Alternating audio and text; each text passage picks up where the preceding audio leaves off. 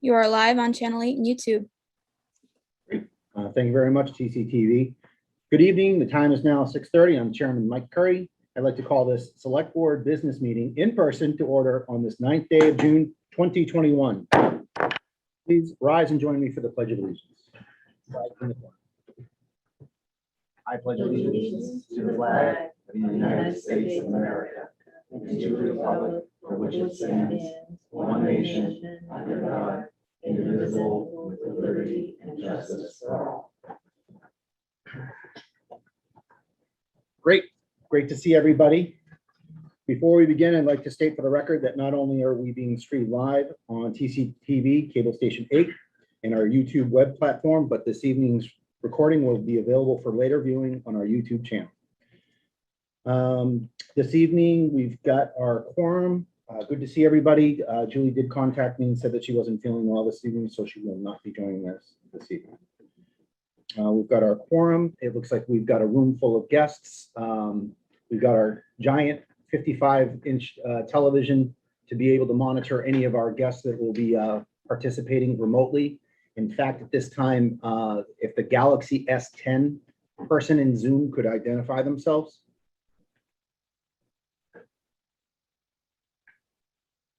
And also the 617-875-4923, if you could identify yourself. That's Mike Smith. Mike Smith. Mike Smith. Could you repeat? From? Mike Smith from Templeton LLC. Okay. Oh, okay. Thanks. GMH Realty. But he's going to be in the long haul too. Bill's doing well. All right. Perfect. Yeah. So Mike Smith, if you could rename that TCTV Galaxy S10. you're on mute. I know, but they could probably hear me. They'll come off mute if they want to tell me who they are. There.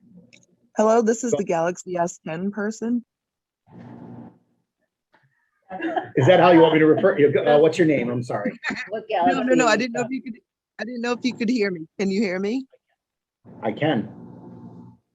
I am the new accountant's assistant, Lisa Bro. Oh, Lisa. Well, good evening. Glad to have you with us. Hi, Lisa. Like, I'm a different. hello. Okay. Starting off this evening, as always, our agenda for this evening has been set no later out than 48 hours out by law and is publicly available at the official source for town information, templetonma.gov. Although I have the discretion as chairperson to add and remove from the agenda, it has been set to allow for time, personnel resources, and public awareness. I reserve the right to move agenda items around to best fit our guests and business. Thank you. Okay, this evening we've got a pretty full agenda. We're going to approve some meeting minutes. We've got citizen input, and under new business, we've got a lot of appointments, and Lisa will do an introduction of new employees. Several presentations and items for action this evening. We do have some old business with the Gavin Road gravel permit. Thank you, Karen, for coming tonight, and Mike joining us. We'll finish up with some board member and administrator comments. I do anticipate needing a executive committee meeting. There will be no formal vote, so we will go to executive committee. We will only come out to close the meeting. Okay, first on the agenda this evening is approval of meeting minutes from our special meeting with the advisory committee, May 26th, and then our business meeting of May 26th, and you will find those in your meeting packet. The special meeting is pretty self-explanatory and quick. And then if anyone had any issues with meeting minutes from May 26th, I entertain a motion to admit those to the record. Mr. Chair, I move to approve the minutes of 5/26/21 special meeting and 5/26/21 business meeting as presented. I have a motion and I have a second. Any further discussion? Okay, on the motion for adding in Did you do both? I'm sorry, was it? Yeah, I did. Okay, for both sets of minutes, the special meeting and the business meeting, how would you vote, Jeff? Yes. Terry? Yes, Wow, that was quick. Tim? Yes. And I vote yes as well. Great, thank you. All right, and we have no executive session minutes at this time. I will open the floor up to citizen input. But before I do that, TCTV has gotten, we thought there was an evolution because of the pandemic and all of the technological advancements that TCTV helped us and really dragged us right along with their capability. In front of me, you see this device called the OWL. So if you're watching on television or on one of the Zoom windows, you're going to see this device go in and it picks up all of the audio and the video. So if Rich Curtis in the back starts to disagree with me on stuff, the video will snap right to him. Almost does not necessitate anyone coming to the hot seat. It doesn't mean that we wouldn't use it. It just means that the video actually snaps around for the viewing public. Along with that, I already talked about the TV in the back. If we do have remote participants, they are larger than life in the back. Mr. Sanborn, I can see you not only at the desk, but way in the back of the room. I can see Lisa. I can see us in our Brady Bunch grid. Looks like we're never going to escape that one. But just wanted to give everybody an idea of the technology that we're harnessing as we move into this next evolution. Okay, so citizen input. Bob, if you'd like to go first. Sure. What? Hey, Paul McDonald, Superintendent of Sewer. I'm here to inform the select board that I put in for a grant through the Rural and Economic Development for the state of Massachusetts, and the grant is really, I put it under special projects. The money that comes out of that grant is more towards development of businesses and special housing projects and stuff. And they let me do it under special projects because by improving pump stations, and I want to use the money for the engineering towards 3 of our really aging pump stations. And so I asked them if that will qualify, and if I design the pump stations to be a little more, a little bigger than what they are now, can handle more flow, then it could possibly have more businesses or have more homes in those areas. So that was kind of my approach to this grant and asking for the funding for the engineering. I mean, the engineering just, it's 3 pump stations, Maple, Crowdy Ave, and Plant Road, which is East Templeton. So those are the 3 that we're looking at. They're very old. They're getting a little sketchy on the safety side of things, and so we need to address them soon. But anyways, that is the application went in last week. The very last section, like application, asked for a letter from the town administrator or town CEO, however they put it, and I went, oh, it's due today. This is not good. So I mentioned it to Mike, and Adam already knew that I was applying for it, and the sewer board folks knew I was applying for it. And it does say that on that application, if you don't have a letter, explain why, and I did. And so they know that all parties are on board and understand that the application went in. So I think Mr. Sozik was in that same situation. Was that a year ago or a couple months ago, where you basically had to get in on our agenda because you were putting in for a grant? We didn't get the grant, but it's still, you needed that awareness from the board. Yeah. So, And without us meeting to be able to say, yep, we're good with that. I mean, the grant's a long shot, but I mean, if you don't try, you never know. So thank you. that's it for me, folks. Any questions? Any questions for Bob? Okay. Thanks, Bob. Appreciate it. Any other citizen input? Okay, hearing nothing else, let's move into new business. Our first and always the best part of it is introductions of new employees. Adam or Kelly? Well, what I will do is I'll yield to the accountant and the DPW director. So Kelly, if you want to go first. Well, on Zoom, we have Lisa Rowe. She is the new town accountant assistant. She's been with us a little over a week now, and she seems to be doing very well. I've been here a couple of weeks, working with her, and she seems to catch on really quickly. And just for my own, just wanted to say that, I've been doing it now remotely for 6 months, and it seems to be working very well. I know there's a lot of skepticism of a lot of people, but I just, I seem to think it's working well, and I just hope if there's any problems, concerns, that you would bring those to me. Lisa, welcome. The floor is yours. Oh, well, thank you.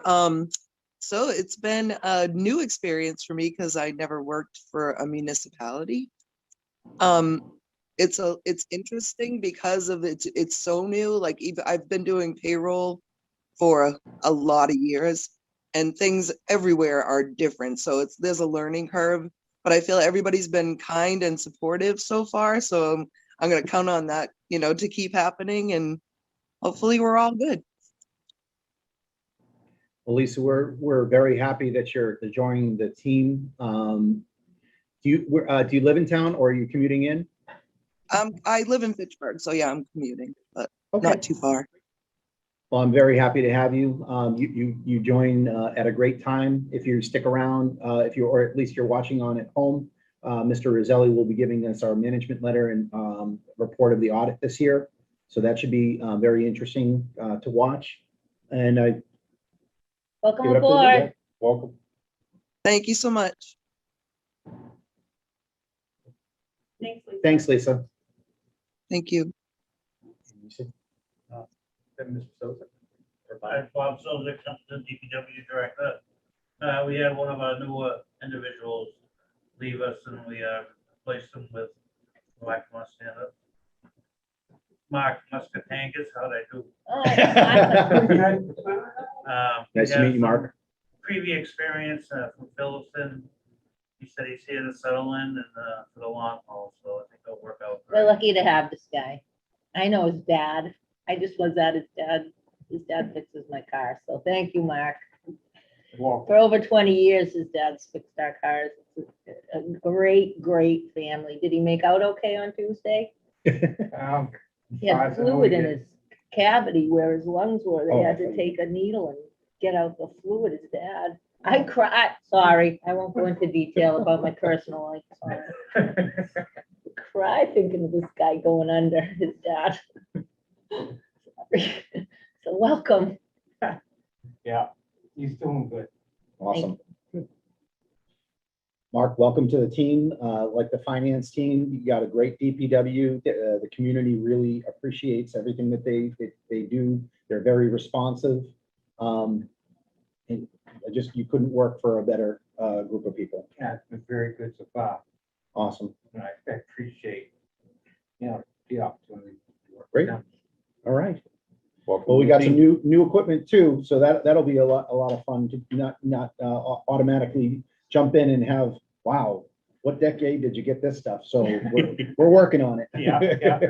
And I know that, that's good.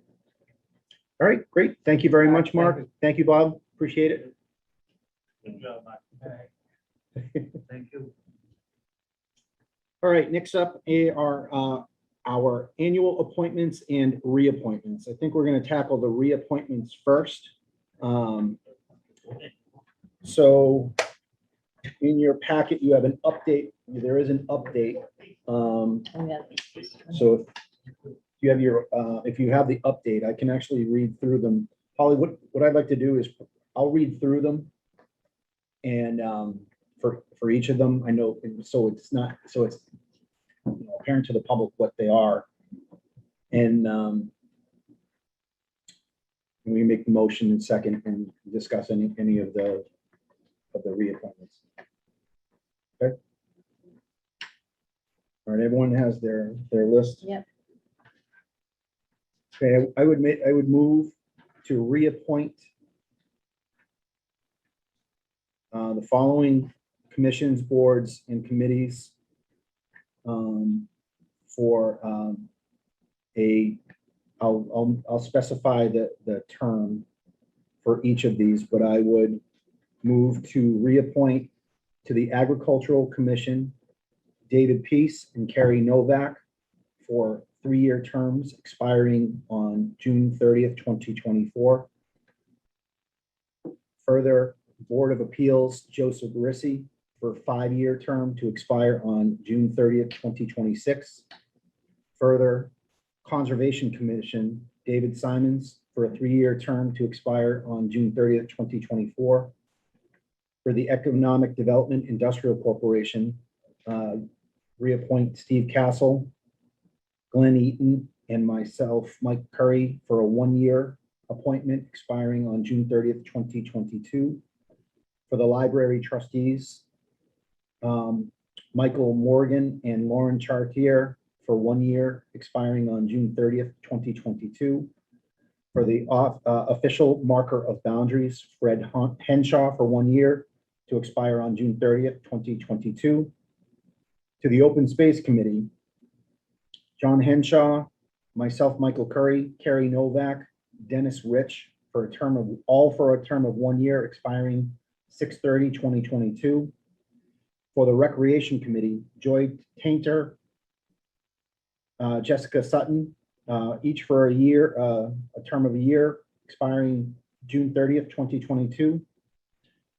And for the Templeton Elementary School Building Committee, Rick Moulton, Emily Solosek, Henry Mason, Chris Casavant, Teresa Casper, all for a term of 1 year expiring June 30th, 2022.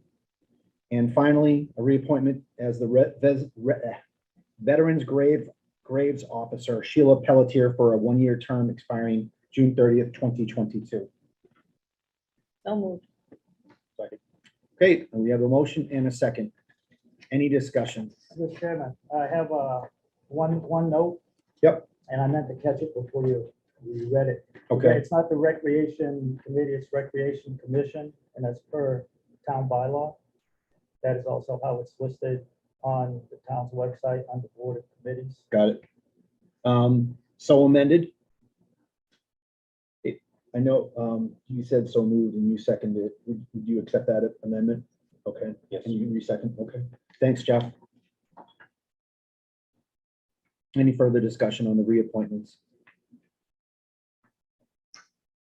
Okay, on the motion for the annual reappointments for the list that is in our packet and I just read out loud with the amendment to the Recreation Commission, how would you vote, Jeff? Yes. Terry? Yes. Tim? Yes. And I vote yes as well.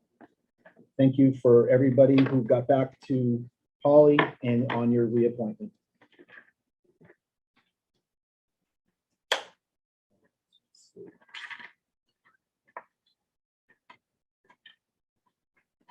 And we've got next on our next.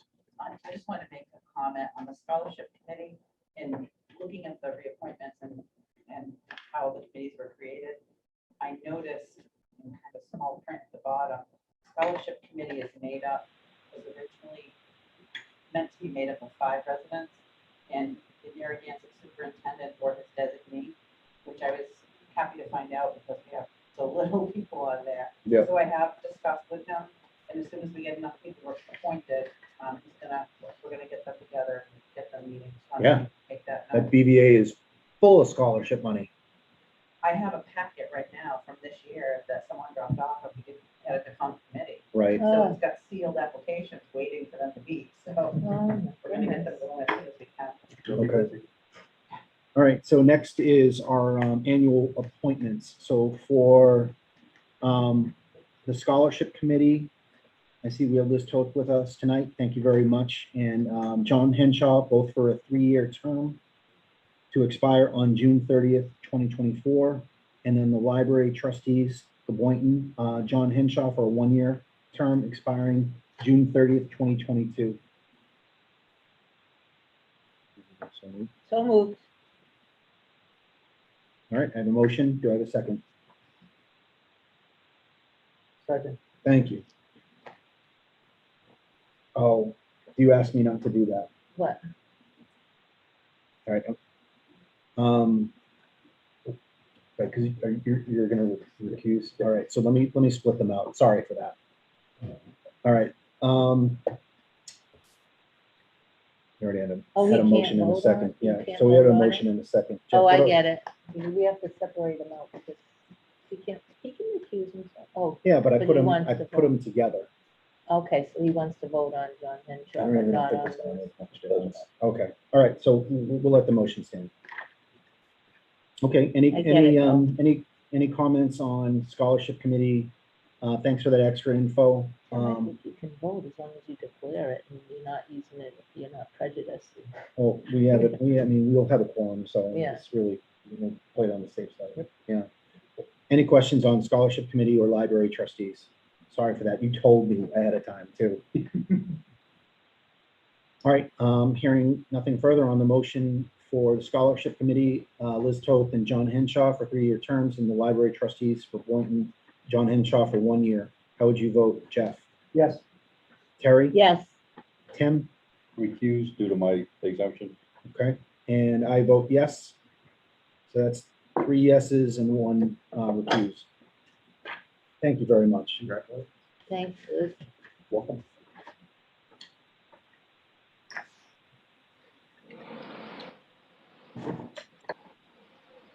Okay, that takes care of all of our pending annual appointments and reappointments.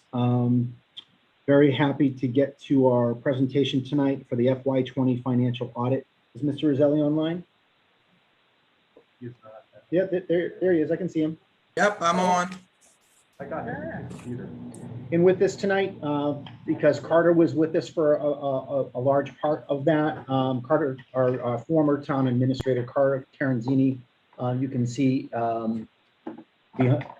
in front of a beautiful lake view. Hi, Carter, how are you? Good evening, folks. Good evening, Tony. Good evening, Carter. You look great tonight. It's the shine on the dome, sir. Yeah, you look like you've lost a little bit of weight too. You're looking good. Thank you, sir. Well, Mr. Roselli, I'm sorry that we had a public hearing that went a little bit long last time, so I apologize for that. I know you were waiting and had something else to move on to, but we're excited to have you with us this evening. We have the entire report in front of us and in our packets. I am ready to share that the management letter if you wanted to do that, or if you just like to begin with an opening statement or go right into the presentation. Yeah, I mean, we can move right into the presentation. For those who don't know who I am, my name's Tony Roselli. I'm the managing partner for Roselli, Clark and Associates. We're a CPA firm in Woburn, Mass, and we've been working with Templeton for about the last 4 or 5 years. The first year, if everyone recalls, we did about 5 or 6 years worth of audits because you were very much behind. So it got you all caught up. Schools got funded. I know you were doing going for a big construction loan, so you needed financial statements for that. You got a very good bond rating. So a lot of things were really, really trending well, through the end of 19 and into 20. So those trends certainly continued despite some of the enormous challenges presented by the pandemic. So that's me. That's my background with the town. And basically, we finished the 20 audit. We finished the audit probably we would have finished it very early, but we're always waiting for Worcester County to finish the pension side because we rely on them. We're waiting for the water and electric. I think it's water. Yeah, water and light we're usually waiting for because that's done by other auditors and they're also waiting for things. So there's kind of a domino effect. So the audit usually, even though we're done on our end probably by the end of October, it's usually not done until January. And the reason we're having our presentation now is because we've been so busy with ARPA and finishing cares and everything else that it's just stretched out, quite a bit. But we're finally here. And I'm happy to report that despite the challenges of the pandemic, besides being locked down for the entire last quarter of fiscal 20, the town ended up in a very, very stable and good position on the financials. You were basically flat with the prior year on your unassigned fund balance, which was 2.6 million.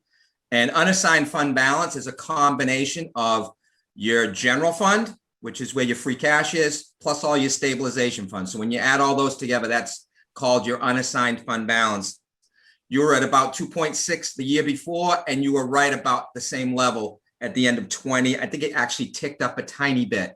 So, so that was great to see. A lot of my other clients, especially those closer to Boston, got nailed by hotels being vacant, meals, motor vehicles being late, real estate being late. So they really, some of them really went down in fund balance, but Templeton, maintained a very steady level of fund balance. That was great to see.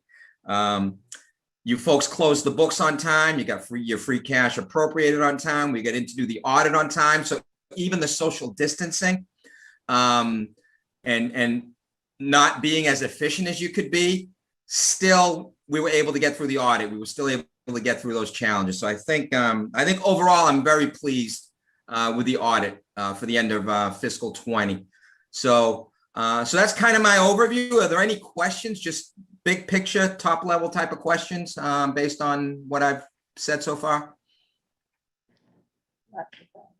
No, not so far. I think the one, I know we were supposed to talk a couple of weeks ago, and I had probably a list of about three to four questions. I don't have them with me tonight, but I know right at the top, I just wanted to be able to understand that big one with the agricultural loan to really understand, the FDA one. Yep. Or I just wanted to be able to understand that from your perspective. But the board member probably has questions along the way. Was that is that in the single audit report? I believe so. Second one, the USDA one? Yeah, Okay. the USDA loan. Okay, so what I have in front of me is the management letter. I don't know if we talked about that in the management letter. So when we're done with the management letter, if you want to either read the USDA finding or pull it up on the slide, that'd be great. So let's go over the management letter first, and then we'll get into the single audit after that. Does that make sense? Okay. Yep. So over in I'll wait for you. So we're going to go management letter. Wait for you to click in. Yeah. I just have to make sure that it's up on the right tab. The Zoom menu bar covers, I can't click on it, so I'm almost there. There we go.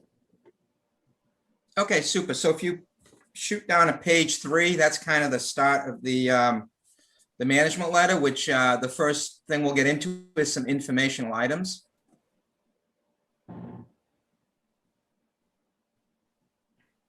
We'll get down one more. And we've done the overview, so go to the next one. We'll start with the next page. There we go, right there. So these are not what I call findings. These are more informational items, things you should be aware of as you strategically plan the next few fiscal years. So one of the areas I love to get into with my clients is just long-term obligations. And there's always two big ones we like to talk about, the pension, and we like to talk about OPEB. So unfortunately, you belong to the Worcester County Regional Pension System, and it's one of the least funded pension systems in the state. It's around just under 50% funded. Most pension systems out there are 60 to 70% now, which is kind of a target that they're trying to get to. They were in the low 40s for a while, so they're moving up. They're still expected to fund the pension. Carter, help me out with this. I think by 2034 or 36? 30, I thought it was 35, but yes, 35. Okay, somewhere in that range. So they want to they want to fully fund this pension by 2035, but they're only 47% funded here in 2021, and they've been funding it since 1989. So in order for that to happen, you're going to be seeing a spike in your annual pension assessment. That's going to start happening. I would say within the next 3 years, you're going to start seeing a pretty noticeable spike, and you need to prepare for that. So I just wanted to kind of throw that out there. Unless they extend this pension out to 2040, the state allows you to take it out to 2040. That's just kicking the can down the road. I hope they don't do that. But if they try to maintain the current funding schedule, you're going to see a spike. So that's going to be, potentially become a budget issue in a few years. What I'm telling or advising some towns to do now is, if you have extra funds, put them away in what's called a pension stabilization fund. So you start to create this pension stabilization fund with some extra nickels and dimes that you have now, so that when the pension begins to spike, you can try to flatline it by drawing from the pension stabilization fund. So you can start taking bits and pieces to try to mitigate that big spike that's coming. So that's something that I'm recommending that you do, or at least look at and see what you can do, or at a minimum, prepare for the spike and see what you need to do. Do you need to cut services? Do you need to increase revenue somehow? But somewhere down the road, this is going to become a number. Secondly is the OPEB. You've done a nice job of setting up the OPEB. You're getting your actuarial valuations, but you've only got $700,000 in the OPEB fund as of the end of fiscal 20. So your contributions to OPEB probably need to start getting a little more aggressive.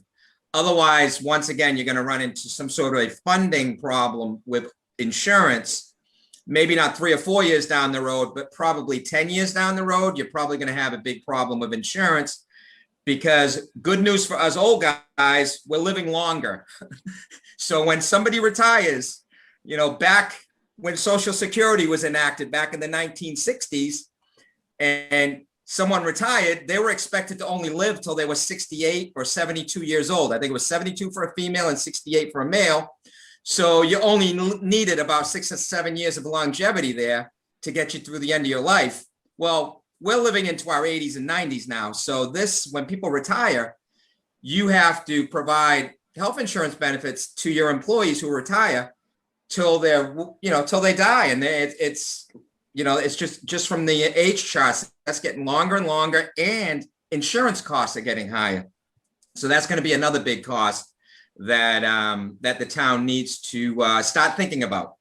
And I know I've listened to some of Carter's strategic communications and with finance committee and whatnot. And I know he's brought this up. So this isn't new. I'm just reiterating the fact that this is something that needs to stay on the table and at the forefront if you can. Any questions on that? No. Good. Okay, next topic is network security. And I can't talk enough about network security. It's happening. Problems are happening everywhere. They're finding the cyber frauds and cyber crimes are finding ways to get into your system. A few years ago, you had a security assessment completed. I don't know if the recommendations were followed up on or what's been done, but I just want to keep you vigilant, especially now that a lot of things are going to start being done remotely. People are using applications that go outside of the town hall, and it's very, very important to just stay vigilant. And the biggest thing is keep training your employees. You can't train them enough. If you have to do it once every 6 months, just have a quick, hey, have you had any stupid emails come in? You can't click on them. Alert us if something looks stupid on your computer that just looks like it's a problem. That seems to be where the problem starts, with an employee who doesn't understand, and they click on something, and next thing you know, you've let the beast in. And once the beast is in, it's hard to get the beast out. So without having to come up with some ransomware. So again, I want the town to remain vigilant. in network security, take the security assessment that one of the gentlemen that I had recommended to the town did a couple of years ago. Look at that, see what you can do with that. It may be a little outdated at this point. I think it was 3 years ago. So again, any questions on network security? Yes, Tony. Larger municipalities probably have, training programs and the ability to kind of self-heal or self-help to, for many of the things that you're talking about. For a smaller municipality like us, do you see, or other ones that you might have done assessments on, is there like roving companies? Are there are there companies out there that help smaller entities with their continuity plan, their internet information assurance training? Should we try and take that on ourselves? Or is that something that is, you get a lot of bang for the buck for having a consultant come in, not a consultant, but actually somebody who's responsible for executing the training and otherwise? I mean, I've spent a long time in the Department of Defense, and every year we'd have to go through stuff, but there were a lot of dollars devoted to that. So when you would take the training, it was there, and there was the ability to protect against that. And you're 100% correct that the pipeline ransomware occurs because somebody clicked on something that they shouldn't have, bringing in that remote machine and then locking down the data. It's that easy. That's why criminals use it. It's very effective and cost effective for them. So would you recommend that we try and fix ourselves, or do we wind up, are there companies out there that help government agencies like ours? The smaller towns, I'd rather see you go out and outsource that Yeah. type of service. It gives more of an independent look at what's going on in your system. Separate set of eyes, and someone that's seeing these issues in a lot of other places. So knows how to train, knows how to attack, knows how to address these things and help you avoid them. So clearly, and there are companies out there that do this. The individual that I sent, that I recommended, I referred him to you, like I said, about 3 years ago. He does this, helps communities through this. You could reach out to him, or you could call the state. Services. Okay. Yeah, the state has a list of companies that do this sort of thing, so you can call DLS up. But certainly there are companies out there that will help you through this process, and you want to do it sooner than later. You don't want that headline in the newspaper and then you say, oh God, we should have done that. It's already. Tony, I think it was like 2 or 3 months ago, we were probed by someone who went through the website and used the contact form to basically contact various people throughout the town to try and get them to click on things. So I've already seen it firsthand. If someone had clicked on something, at least we would have been identified as a vulnerable community and for probably a higher level of attacks. So I 100% agree with you that this is something that's done probably sooner rather than later. Yeah, and we don't want to get into too much, in a public meeting. So, Oh, yeah, right. but I highly recommend that you do have someone come out, take a look at things, and then you have like a what's called the private private meetings where you go behind, because you've got this, what do they call that? Where the selectmen meet, not in public. Executive. Yeah, executive session. You have executive session. Thank you. My age is showing, but you have executive session, and then you can discuss it in executive session, so that there's no blueprint out there, and you can go about deciding what you want to fix, what you think is a high risk, what you think is a low risk, and again, there was a nice report written. It identified some issues. We won't get into them. I think that report's probably still around. If you don't have it, I'm sure Kata might have it, or I may be able to dig it out and send it over to Adam. and have you guys take a look at that. But I think that might be out, it could be outdated. That was 3 years ago, so it could be outdated at this point. Be a good starting position. like where we It would be a can- great starting position. Yeah, it would be a great, a really good starting position. Thanks, Tony. I appreciate that. Any other Yeah, questions? yeah, before no, we move no, on? no problem.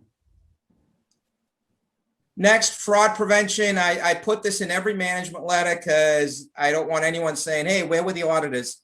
So it's a CYA for me, but basically the town really needs to have a manner of just doing rotational reviews of your departments, the ones that handle cash. Go in there, look at the receipt book, look at the way they're securing cash. Are they putting it in drawers? Are they turning it over quickly? Are they holding it? Are they taking it home? What are they doing with cash? And really doing risk assessments in those departments and doing those on a rotating basis throughout the year. So you take turns, you go into the town clerk, you go into the building inspector, board of health. So you take turns rotating through the departments. And this is a really nice way to prevent anything nefarious from happening. Department heads notice, hey, I'm getting audited, or I'm getting someone's looking at my reviewing me, so I'm going to be careful. It kind of prevents the ones that may want to do something nefarious from doing that. And the real issue here is when there's cash and there's motive and it's in front of you and there's no great record keeping system, there's always that human side of people that says, I'm going to take some of this. It just happens. And if you have a good system in place, it shouldn't happen.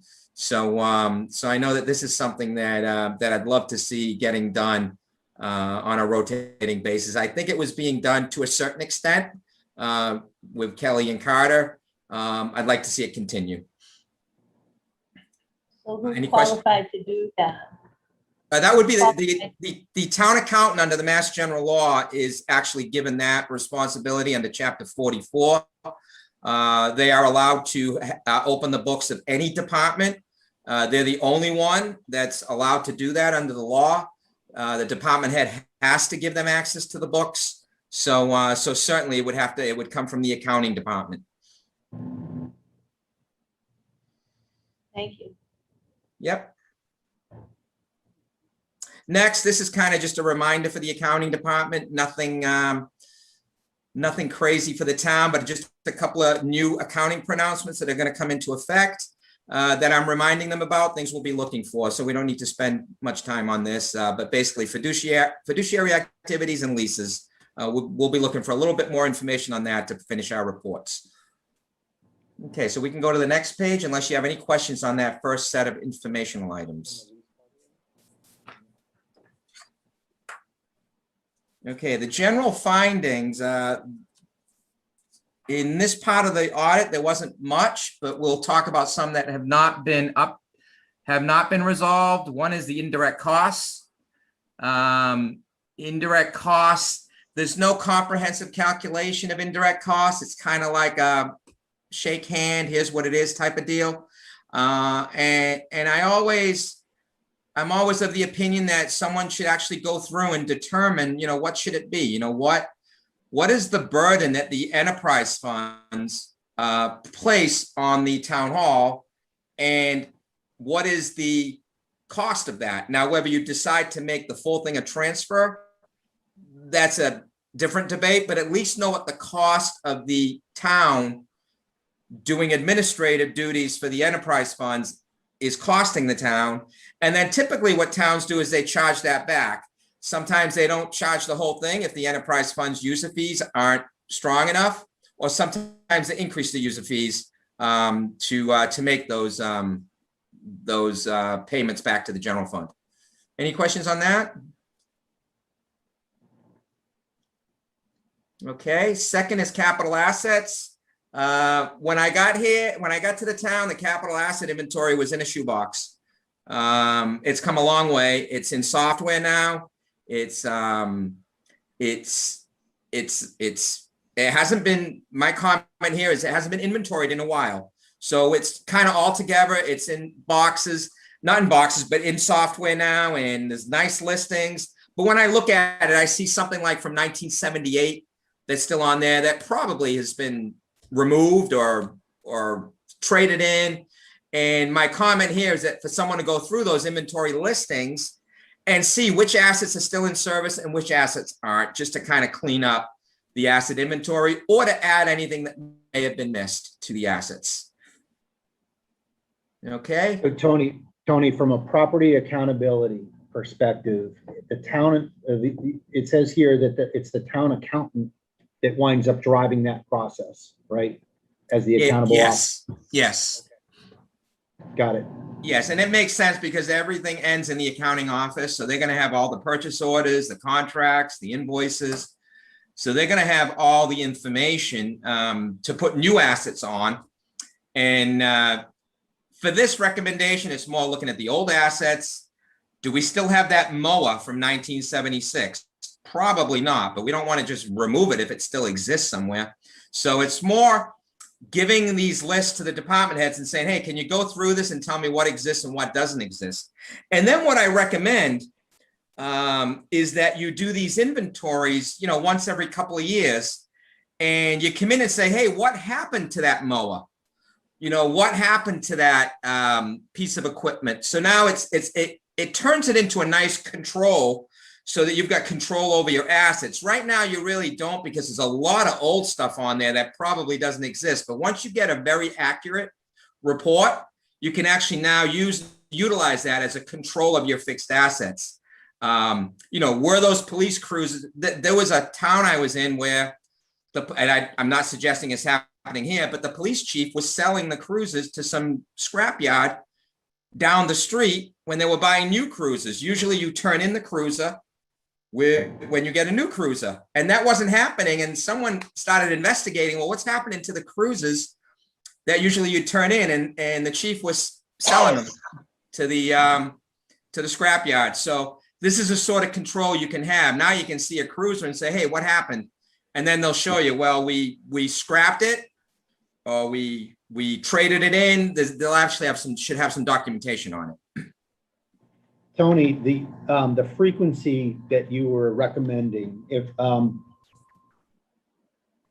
just an interesting, from Adam or Jeff, if you're aware of it, whose policy would that be to set frequency and the conditions for an inventory or a review? Whose policy would that be? If the town accountant is the accountable officer, do our select board policies govern that, or would they? I mean, I think there should be a policy. Hey, this is how we do the inventories. This is how often we do the inventories. This is what we do if we find a discrepancy. Like 5 police cruisers, missing. I'm just using Tony's example. Mike's probably watching and falling out of his chair. How would we develop that policy? There is if I may. Yeah, absolutely. There is and I was just looking through this stuff past week. The Division of Local Services, they have some best practice manuals and develop policies for, and one of them is capital. Yeah. And it starts with taking the first step and having a capital planning bylaw for the capital improvement committee. Yep. But they do have an existing best practices and book with how to develop a policy and the guidelines to do it. So you're not sitting here trying to reinvent the wheel, Right. start from scratch. So that's, if we want to take the next step and follow this, I mean, we're paying the guy money, he's giving us advice, you should take it.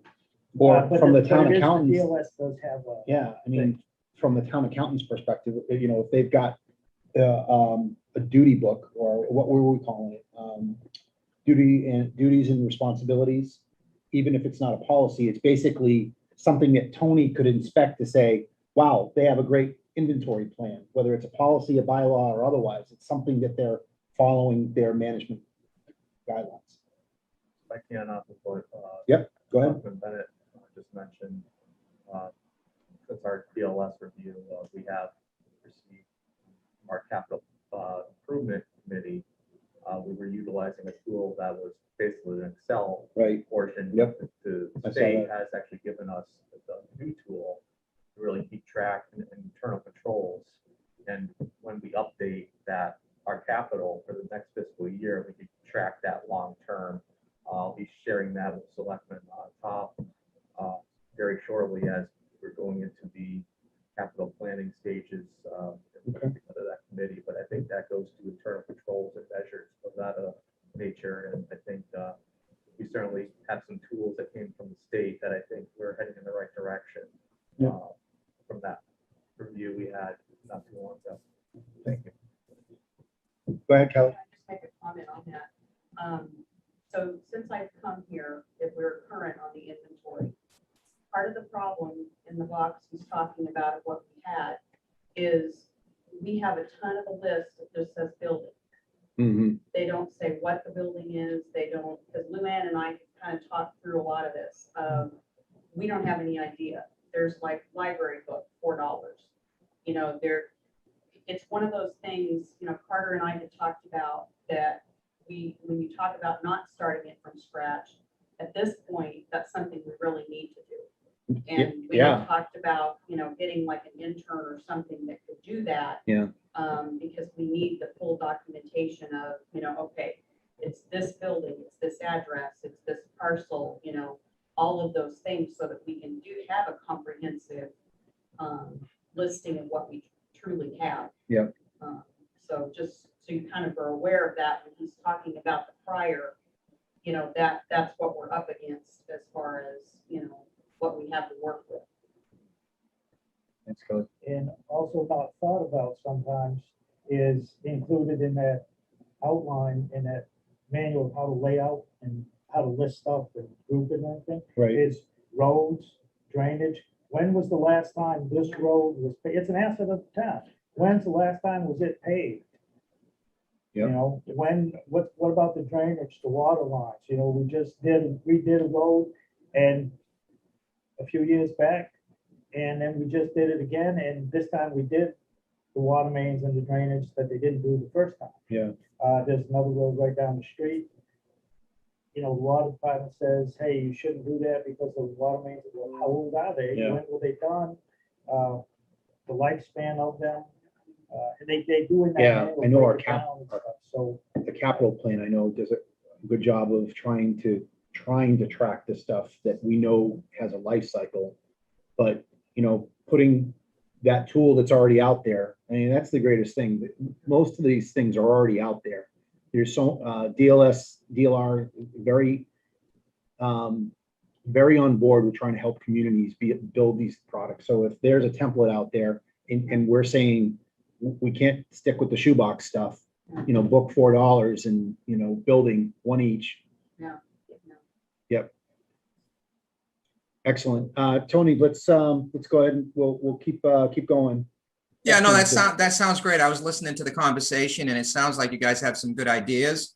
And the DLS is always a great resource to go out and get best practices from if you want to copy those. So that's a great plan. Next, we had a question, or not a question, but an observation on the ambulance, which has been a kind of a finding for a few years, but the town really doesn't have an ambulance write-off policy.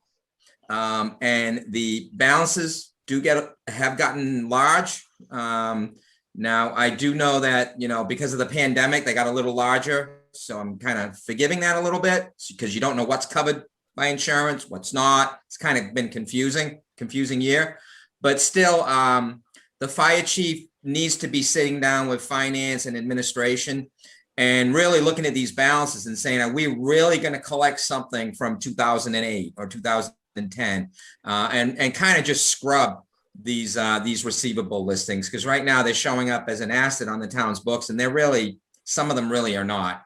So it's good to do this once a year. Just go through and really scrub your receivables. I've been in towns where half the list has died. You're never going to collect it. The estate's already been settled, and you're never going to collect the money, but the people are still on the list. So it's really just something I'd like to see you know, finally get done by the fire chief. Thanks, Tony. Go ahead, Kelly. I've worked with Chief Dickey and we have resolved that for fiscal 21. Oh, So you'll be getting, I believe it's in this next packet, you'll be getting the amount that he would like to write off. And we're working on the formal policy, so that we have it in writing of how the process will work going forward. Perfect. Excellent, thank you. excellent, good job. All right, so treasurer collector's office. Oh, I'm sorry, Jeff. There is mention of that on I think it's a yearly basis in the financial management policy where the fire chief and the town administrator are supposed to get together, I think September, maybe in the fall, maybe. Because there's a couple of things. There's the treasurer is supposed to get a tax title stuff thing. And then there's a mention of, and I think it's a yearly schedule in the financial management policy where the fire chief and the town administrator gets together and talks about the ambulance write-off. And because it does get, I remember one year we did it 11, 12. It was a chunk of money. And I mean, some of it's, you can't tell some 80-year-old lady, Right. throwing you out of your house Yeah. for $2,000 or I $500 remember when or we first whatever. had the I mean, so discussion. that there is mention of it in the policy. I just don't think we've actually been taking that. Yeah, step so- forward. Whatever work you're doing, if we already have something that's like, let's shore it up. Right. And we want to be sure we do it before the end of the fiscal year so that we have clean at the end of the year what we're starting with. Yeah. What's truly, that we could, get. Coastal keeps a good track of that for us. Because there are billing companies that do the billing and they also then do the, letters when they don't get the second request, third request. So they have track of each account to know exactly why we haven't collected it. Yeah. Did the person die? There's no mailing address, there's a lot of different things. And on that list that you'll be getting, it has those listed as to why. Doesn't give you the name, but it does give you why, if they feel it's uncollectible. Yeah. I apologize. Who has the, who's the authority to write it off? The select board. Okay. Yeah, is it a weak chief or a strong chief in Templeton? Strong chief. It's a strong chief, so then the chief that would come under his jurisdiction. If it was a weak chief, then the select board are the commissioners and you would be doing the write-offs. So that's kind of how that works. Yeah. So we just need to make sure everything that Jeff was saying about, we got it written down. We just got to shore it up to make sure that everybody's on the same sheet of music going forward. And who is that speaking in the background that's answering all the questions? Is that Kelly? Yeah, I'm Yes. here actually in person for a couple weeks. Oh, great. Nice to see you. I wasn't sure. You're about a half an inch large on my screen, so. So the technology is when she starts talking, it splits our Zoom screen. Yes, up. right. You're always going to see the entire room, but the more that she speaks, the bigger box it will wind up giving her on the screen. Sure. But yes. Yeah, it sounded like her, but I didn't want to assume that. So, Yeah, moving on to treasurer collector.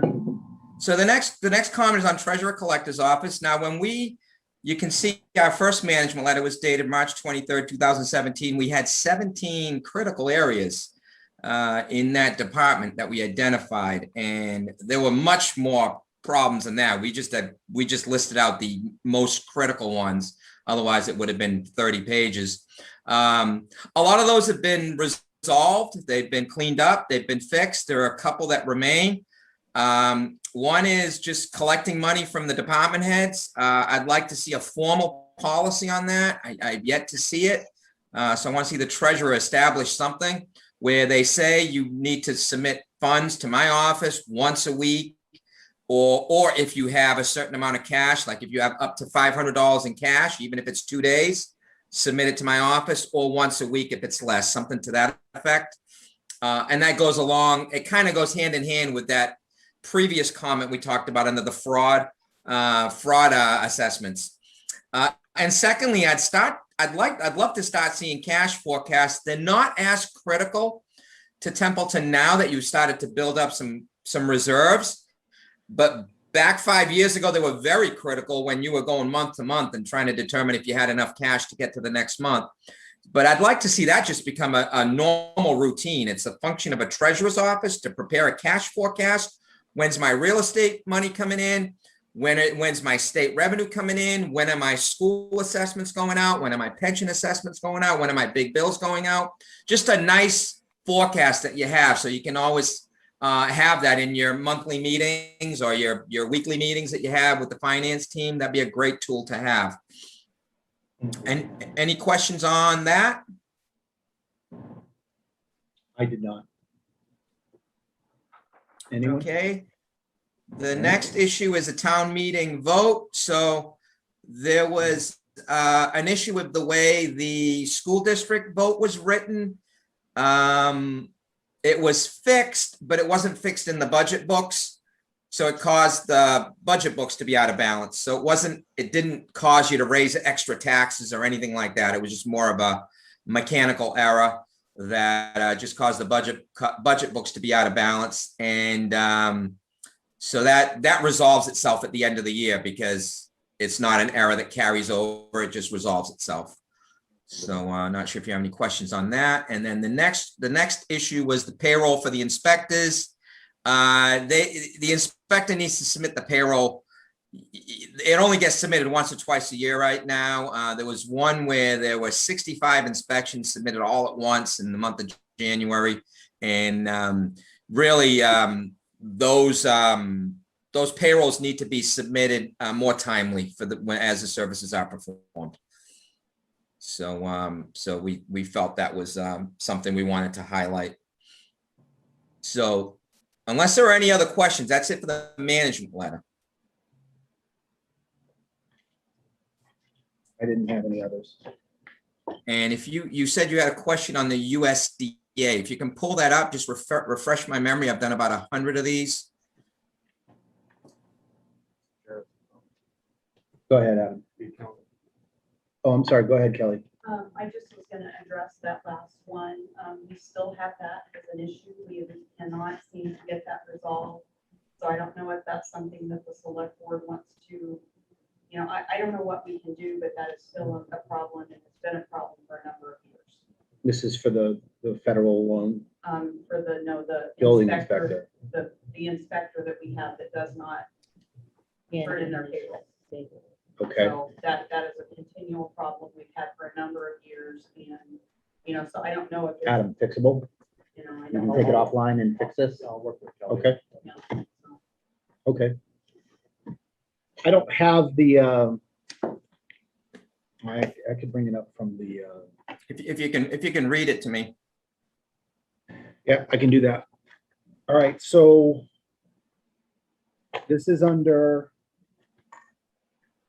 this is the major thing that I had. It was under the federal.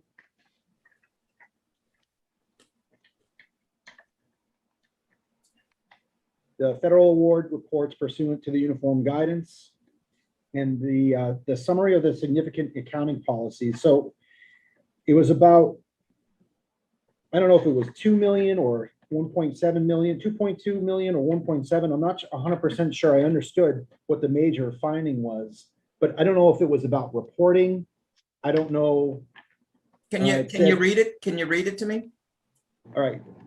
Let's see, basis of presentation, the accompanying schedule of expenditures of federal awards. The schedule includes the federal award activity of the town of Templeton under programs of the federal government for the year ended June 30th, 2020. The information in the schedule is presented in accordance with the requirements, U.S. Title II, Part 200, Uniform Administration Requirements, Cost Principles, and Audit Requirements for Federal Awards. Because the schedule presents only a selected portion of the operations of the town, it is not intended to and does not present the financial position, changes in net position, or cash flows of the town. The summary of significant accounting policies. Accounting policies and financial reporting practices permitted for municipalities in Massachusetts as prescribed by the Uniform Municipal Accounting System promulgated by the Commonwealth of Massachusetts Department of Revenue. The accompanying schedule includes the federal grant transactions of the town. Although some of these programs may be supplemented with state or other revenue, only federal activity is shown. Expenditures reported on the schedule are reported on the modified accrual basis of accounting. Such expenditures are recognized following the cost principles contained in the uniform guidance. The town is not elected, the town is elected not to use the 10% de minimis indirect cost rate allowed under the uniform guidance. The balances of water and waste disposal systems for rural communities, 10.760 loans outstanding at the end of the audit period were 1.7 million. I don't know what it is that if it was a major finding for this loan, I'm not 100% sure. All right, let me go off screen for 1 second and see if I can find it in my, Okay. That was the sheet. And does that mean what happens? When did we do that? The town was elected not to use 10%. Yeah, I don't know. You know what that's all about?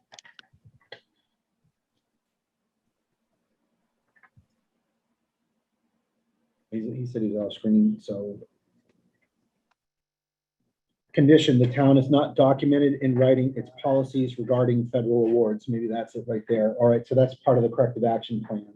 Corrective action plan, the town will work to have the policies in place by the next audit cycle. Well, what policy are we supposed to have for federal awards? Is it, I don't understand like what we're not doing correctly. If we write a policy, great. But if it's a material problem, how does that affect us? is that the only finding? Yes. Is there another one under it or on the next page? Said significant deficiency in internal controls over compliance and other matter finding criteria. The uniform guidance requires written policies regarding cash management, determination of allowable costs, employee travel, procurement, and subrecipient monitoring. Condition, the town is not documented in writing its policies regarding federal awards. And then therefore, the effect, the town is not in compliance with the uniform guidance requirements. Okay, and is that the only, is that the only finding in the report? 2020-001, that was the only one. Okay, What, when, how to fix this? Right. Who fixes Yeah. this? okay, so what that Maybe is. I can't answer it tonight, but I No, just, I can answer that for sure. So what that is, so Templeton normally doesn't get an audit under uniform guidance because the criteria is to receive more than $750,000 in federal financial assistance and spend $750,000 in federal financial assistance. So that happens in Templeton once in a blue moon, I think in 16 or 15. You might have got something from FEMA from some big storm or something that was a pretty substantial amount. So you had to do one back then. So normally when we first did these audits, that was a finding in every single one of our clients that had single audits, because the uniform guidance, which is the federal government that oversees the single audit, put out this new criteria that you have to go through this big documentation of your policies and procedures.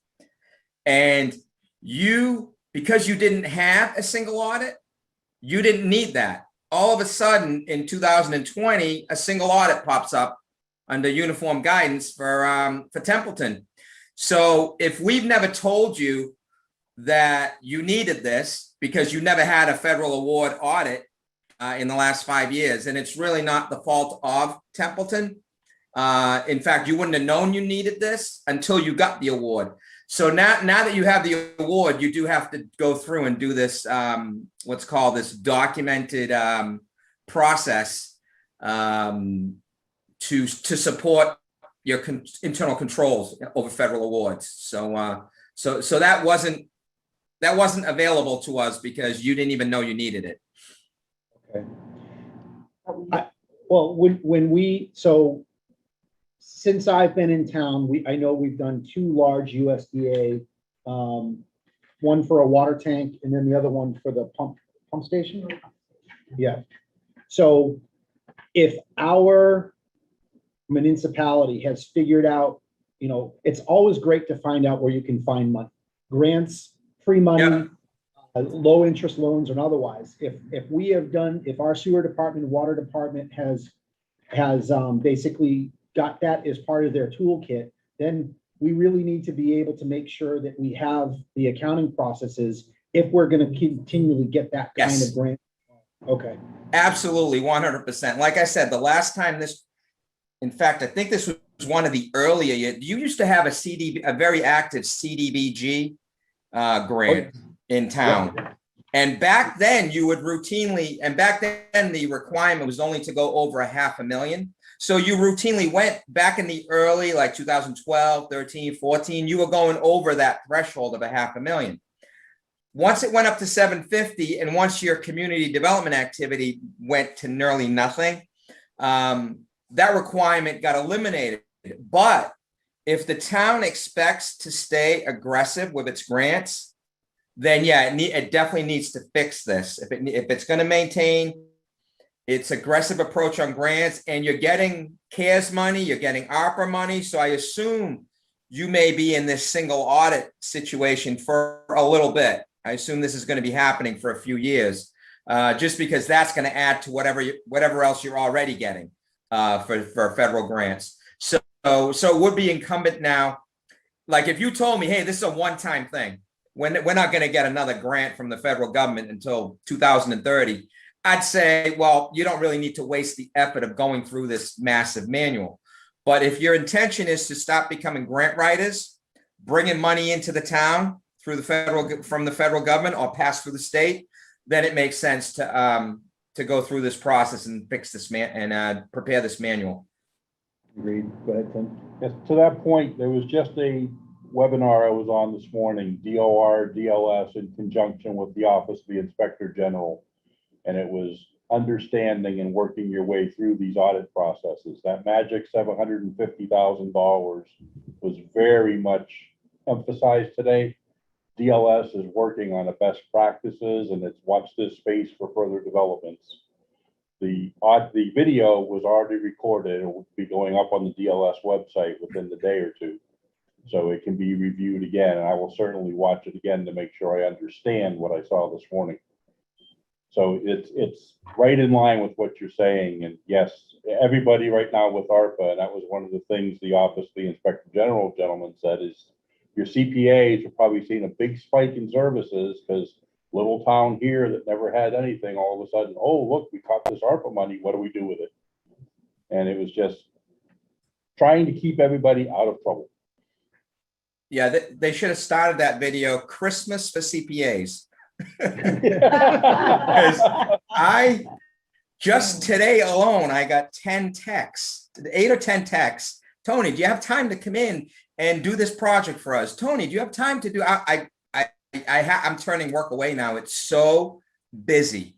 I just can't do it all, and it's a shame because I like to help people and help them get through things, and I know how to do it, and I do it well. And I hate saying no, but I just don't have.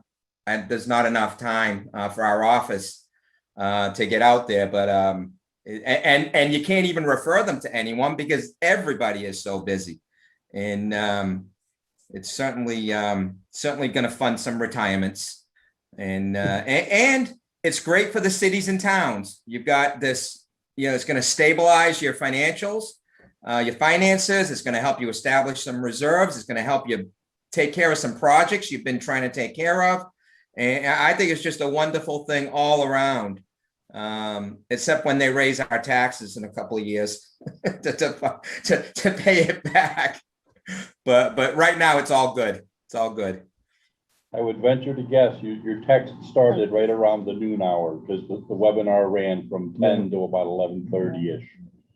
So, yeah, it was probably started right around 1 o'clock. In fact, I was in a webinar with the DLS today, and that's when I was getting the texts because I was in a different webinar and I started getting these texts. Adam, go ahead. No, I was just gonna go off of what Selectman Tom said in regards to compliance in regards to these federal awards. Not only that, but like the USDA loan that was mentioned, just compliance for these loans, like the annual servicing requirements, all the compliance with non-discrimination, meeting all those thresholds is a significant amount of time that we spend We know. working to make sure we're in compliance just with the USDA loans. I do gotta say that the enterprise funds, whether it be sewer or water, have been pretty good getting us the necessary information we need from them. But on top of that, with Kelly and Rich can speak to this, but with the FEMA and CARES, there's so much compliance work that goes just with those. And then once ARPA comes down, that's going to be even more. And until we get more and more guidance coming out, it's just going to be an issue where it's going to take a significant amount of our time to make sure we're in compliance with all these federal loans, I know. federal awards. So it's something significant on a small town like us where we only have so many folks that work and so many hours in a day. Yep. I just wanted to add that. Thank you. Well, that answers my question. As far as the entire audit, are there any questions, Jeff, Terry, Tim? Kelly, anything to add? No. All right, Tony, well, thank you very much. As always, it's great to see you. Hope to see you again real soon. And we didn't have anything else for you this evening. Carter, did you have anything that you wanted to say? Well, I just want to say that it's the shortest management letter I think Templeton's probably received in about 15 years. And I hope that the team is able to continue that good progress, amend your financial management policies to address how frequently you want to do those audits that Tony spoke of, and do a cash turnover policy. Weekly required, unless it hits some sort of threshold. Those can be drafted by this body and adopted by this body. Perhaps Tony has 2 or 3 fewer sentences he has to write next year. And Thank you, Carter. Appreciate it. And Carter, it was great working with you the last few years. I know we probably haven't seen each other in person in a little bit.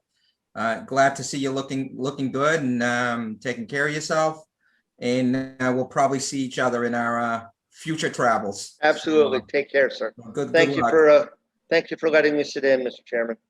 Absolutely. All right, Tony, Carter, thank you. I think we're ready to move on into the agenda this evening. Very much appreciate you hanging out with us. Okay, have a great night, guys, and we'll be in touch soon enough. Sounds good. Thank you, Tony. Thank you. Thank you. Okay, moving on to item D in our new business is a presentation relating to our community resiliency summary of findings. And with us this evening, I can see Bill Gunther is with us. I saw him. Oh, there he is. Okay. And Bill, do you already have the button for screen share? I do. Okay, so you're already a host. Adam, do you want to let Bill kick it off or you're good? Okay. Welcome, Bill. Good to see you again. Good to see you as well. Give me 1 second. Hopefully I'm sharing the correct screen when I put the slideshow up. Yeah. Does the slide show up on your screens? Does. Excellent. So I've at least passed the first hurdle this evening. Thank you all for having me. This project, I don't know how many of you are aware of it. It's been going on for a little bit of time. It was sort of put on pause with COVID-19, but we're happy to be able to share some of the outcomes of this project and explain what the project is, the process we took to come up with the outcomes I'm going to present in a little bit, and then talk to you a little bit about sort of where Templeton goes from here with the community municipal vulnerability preparedness program for Templeton, Massachusetts. Bill, I just wanted to add that we have our emergency management director with us in the audience tonight, which is excellent because as I was reading through it, I was thinking, did Rich see this? Did Rich see this? I got to get this to Rich. So I just wanted to let you know that he's in the room tonight. Excellent. I won't spend a lot of time on this slide. All this slide tells you is that Fuss and O'Neill, myself and the team of folks that work on climate resilience has been working on this program since its inception. We've worked with clients to do the planning process and get you funding after the fact, depending on what your priority actions are. This slide as well just gives you a little bit of my background, and Arnold Robinson, who was part of the Community Resilience Building Workshop, which is a big part of this program. Myself, I've been with Fuss & O'Neill for almost 6 years now. It feels like decades at this point. My expertise is primarily in climate resilience, watershed management, MS4 compliance. MS4 is the stormwater compliance structure for communities in the United States, and harmful algal bloom work. Arnold, who is also part of our team for Templeton, is a planner and has had 30 years of work as a planner, certified planner, and he has expertise in historic preservation, urban design, and is also just an incredible wealth of knowledge in working on projects like this, which really are meant to be community building and get at priority action items with a community support slant. So for those who are not super aware of the MVP program and its structure, it really is 2 phases, and Templeton is rounding out completion of the first phase. So there's the planning grants and the action grants. The planning grants are grants that Templeton applied for. The planning grants cost the town no money. They're 100% reimbursed from the state for you to go through the planning process. And what it is a way for you to define and characterize your hazards, build off the work that's been done by your emergency managers and your hazard mitigation process, identify existing and future community vulnerabilities and strengths. I think it's important to note in this planning process that you're not just looking at places that you need to shore up. It really does also highlight those areas where you are strong, which is, I think, something that gets missed in a lot of these plans. And then we develop and prioritize community adaptation actions. So how is Templeton going to prepare itself to deal with climate change, whether it comes or not? So how are you preparing for increases in precipitation, increases in temperature, stuff like that? Determine your overall priority actions, conduct community engagement, which is part of why we're here tonight, and then you receive MVP certification. What that does is make you eligible to receive funding under the MVP action grant process. This is one of the best funded grant programs, state, federal, or even private, that I've seen in a long time. So this program was started by the Baker administration almost 4 years ago. We're going on 4 years now. And it has $10 million or so available every year for funding these action grants. And what the action grants are grant awards for communities like Templeton to go and actually complete the work that you've identified as your high priority actions. The biggest stipulation with the action grants is, unlike the planning grants, where it was no match from the town, it's a 25% match on the action grants, but still an incredible investment if you have projects that fit within the rubric of MVP's action grant program. And that's what this slide sort of tells you. So Templeton, I want to say, got $17,000 or $18,000, excuse me, to complete its planning grant process. The program has $1 million available per year for municipalities to go through the planning process.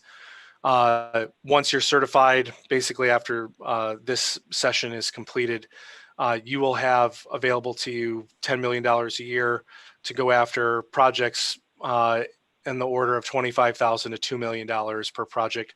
Most projects tend to be within $100,000 to $400,000 in terms of scope. And like I said, there is a 25% non-state match, but that can come from in-kind services. If you're actually constructing something and your DPW folks, for example, are doing the actual construction, that match is easy to come by. If you're doing more planning, which this plan does identify more planning steps for future projects, you get about halfway there when you do the budgets through in-kind services, and you would have to come up with actual cash on the order of about half of what you're asking for, or half of your 25% that you're asking for. Right. So how do you get action grants? It is by following MVP's core values. So I won't bore you with what actually goes in MVP's application, but it really does follow these core principles. So it is furthering community identified priority actions. So it's taking that work that was done during your community resilience building workshop and moving those priorities forward, and really building off that process.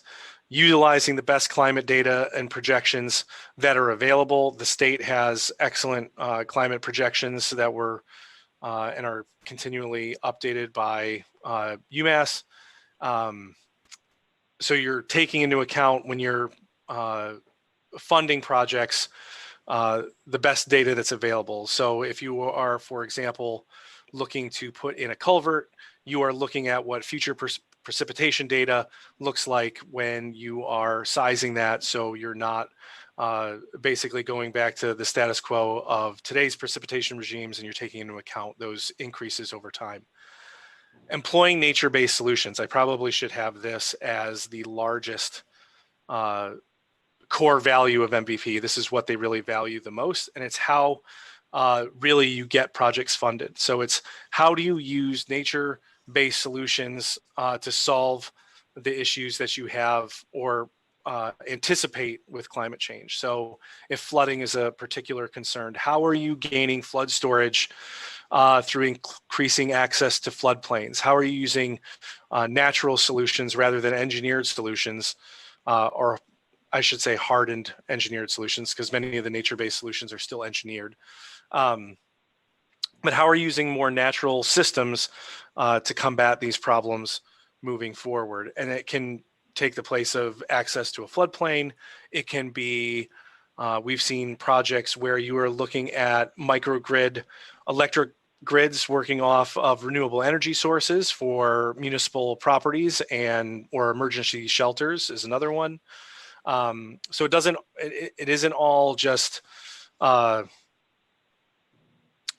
nature, I guess is a way to put it. It's not just, more forests or more floodplain. It does involve other renewable energy, for example, as a nature-based solution. Meaningful engagement in addressing threats faced by environmental justice community and climate vulnerable populations. This is a real focus of MVP as well. So making sure, and this is a core tenet of the program, taking into account your vulnerable populations. Templeton may not have mapped environmental justice communities, but you do have vulnerable populations. You have seniors that need shelter during storms, need services during extreme weather events. You have vulnerable populations in terms of young people who really need some of the same things that your elderly populations need as well. Conducting robust community engagement. This is a piece that I think some people look at as maybe a nuisance. And I actually think this is one of the best benefits of this program, because its focus on community engagement forces every project to be much more publicly involved and engaged. And I think you get a better product at the end when you're doing action grants and involving the public in the process. Things aren't a surprise when you have to seek funding at town meeting, for example. Things are actually vetted through the community process, and you actually get what the community wants as an end result. And so you see better project outcomes because of it. They want monitoring and maintaining. Maintenance, I think, is the big one here. If you're building things, they want to make sure that you're maintaining them over time. They also emphasize regional solutions and anything that's obviously innovative or transferable, anything that you can show utilization for other communities in the Commonwealth. Before I go into the core team participants, I'll give you a quick rundown of how the process works. So the way MVP works is you identify a core team, which you see the names before you are the folks in Templeton who are part of the core team. The core team then invites people to the community resilience building workshop and builds on the core team. So we invite folks, not just from municipal departments, emergency managers, people from the business community, people from even state agencies are invited to that process at times to start beginning that more community-based process. That community resilience building workshop, excuse me, is typically a one-day event. We did this during COVID-19, so we did it. It's meant to be an in-person workshop as a one-day event. We did it as 2 workshops divided up, and then we came together as a group the following day for a couple-hour session. Just building off that community approach, right? We're not just having just 2 or 3 folks in a room coming up with concocting a plan. It really is getting input from everybody where that would be touched by climate change in the future. And then from that community resilience building workshop, you identify your strengths, your weaknesses, and your prioritization. And then we went back and put this into a digestible format, which I'm here presenting tonight. So as part of the core team participants, a lot of these names will sound familiar. Adam, Lori, Bob, I want to highlight, they spent a lot of time working with me through this process, but Tom, Ron Davin, David Dickel, Michael Bennett, were all also part of the core team. Then I also wanted to highlight the CRB workshop participants as well. You see a lot of the same names as the core team, but we enlarged the group. It was about double the amount of folks as the core team. Giving people a chance to be a part of the process, see what it was about, and add their input into what was discussed.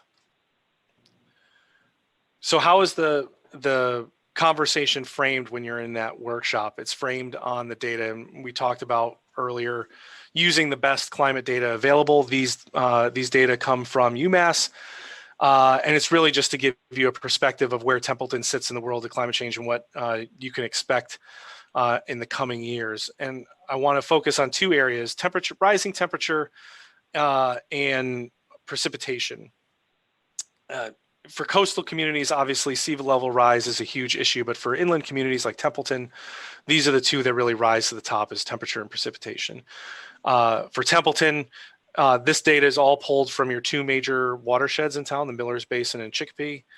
The ones I want to highlight are, right now we see annually 4 days is the baseline. Data 1971 to 2000 for days over 90 degrees, 4 days a year. Days below 32, 177 was the average. We're already seeing changes to that. I mean, the last 3-4 days are a perfect example of that, right? Seeing days over 90 degrees already in early June. And in the next 10 years, we're anticipating a little over 2 weeks of days over 90 degrees. And by the end of the century, almost a little over 2 months, potentially more days over 90 degrees. This is for the Millers Basin. The Chicopee is the same narrative. I won't go over the numbers the same. What I'll highlight here, since the numbers are the same, is the days below 32. If you're going to have more days over 90 degrees, you're going to have fewer days below 32. So same thing, you're going to see right now around 2 weeks less on average, up to almost a month less of days below 32 degrees. I didn't spend a lot of time this past winter up in Templeton, but I imagine this winter was milder than most in Templeton, as it was for most of the Commonwealth. By the end of the century, we're talking about, again, 2 months, fewer days below 32. And then for yeah. Yeah, so if you go back just 1 slide. Yeah. Looking at the annual days, it's interesting to see the temperature change from a hot perspective, but where it's getting milder in the winter. One of the struggles that we have in Templeton from a budgetary perspective is snow and ice. Every town has that. It's ruthless. Right. Yeah. So, I mean, the data here might be, I don't know, may help us out a little bit, but it's what probably the scariest thing with snow and ice is these later and later snow. I think the latest we got snow this year was April, like midway through April, and where we're not, we're not anticipating that kind of stuff. Do you see that as a trend? If you, the seasonal shift is a thing. It is happening. I don't have a table that describes it, but that's absolutely also part and parcel with it, right? Like we're already seeing I can just anecdotally, right? I can remember I grew up until I was 12 in Newport, Rhode Island. Newport's an island on Aquidneck Island that now basically receives almost zero snowfall. When I was a kid, we had snow from December to March, and that just doesn't happen anymore. And it's trending all the way up the coast. Thanks, Ben. But yeah, we are seeing that shift as well, where you're having these later and later snows. And think about also what we're going to talk about with the precipitation is think about the intensity of those storms as well. We're not seeing as many, these data don't show the story of the intensity. This is just giving you numbers of increased days of precipitation in, more inches of rain and the annual consecutive dry days, which I think is a little bit instructive. But part of the story that's not in this table is the increase in intensity of precipitation. So we're also seeing both rainstorms and snowstorms that are more frequently more intense. So we're having fewer of those, smaller 1/4-inch rainstorms, and it's more common now to have 1 inch or more than it was even 10 years ago. I noticed it within this last year. I mean, we had a couple pretty good storms come through town. It kept the DPW and folks out with chainsaws pretty busy. Right. And so how does that affect you? So for temperature, from economics, do you have winter recreation as an average of 177 days a year on average that Templeton was seeing below 32? You may have had outdoor recreation in the winter that was part of your community. Snow and ice removal, like you just talked about, it becomes a big one. How are you dealing with that as it changes over time? Agriculturally, you have a longer growing season. From a health perspective, increased pests, increased incident of heat stroke as you have those increased number of days over 90 degrees. From the pest perspective, how is that changing with the habitat? How are we, are we seeing more tick and mosquito-borne illnesses that are favored in warmer climates shift north? Spoiler, the answer is yes. Obviously, we've seen triple E pop up. I don't think it was as bad last year, but 2 years ago, certainly it was all over the state of Massachusetts and southern New England. And from infrastructure, when you're talking about these large temperature swings, you have more road buckling, more potholes, more power outages, and not just in the winter. You're having power outages all throughout the year based on these intense storm events.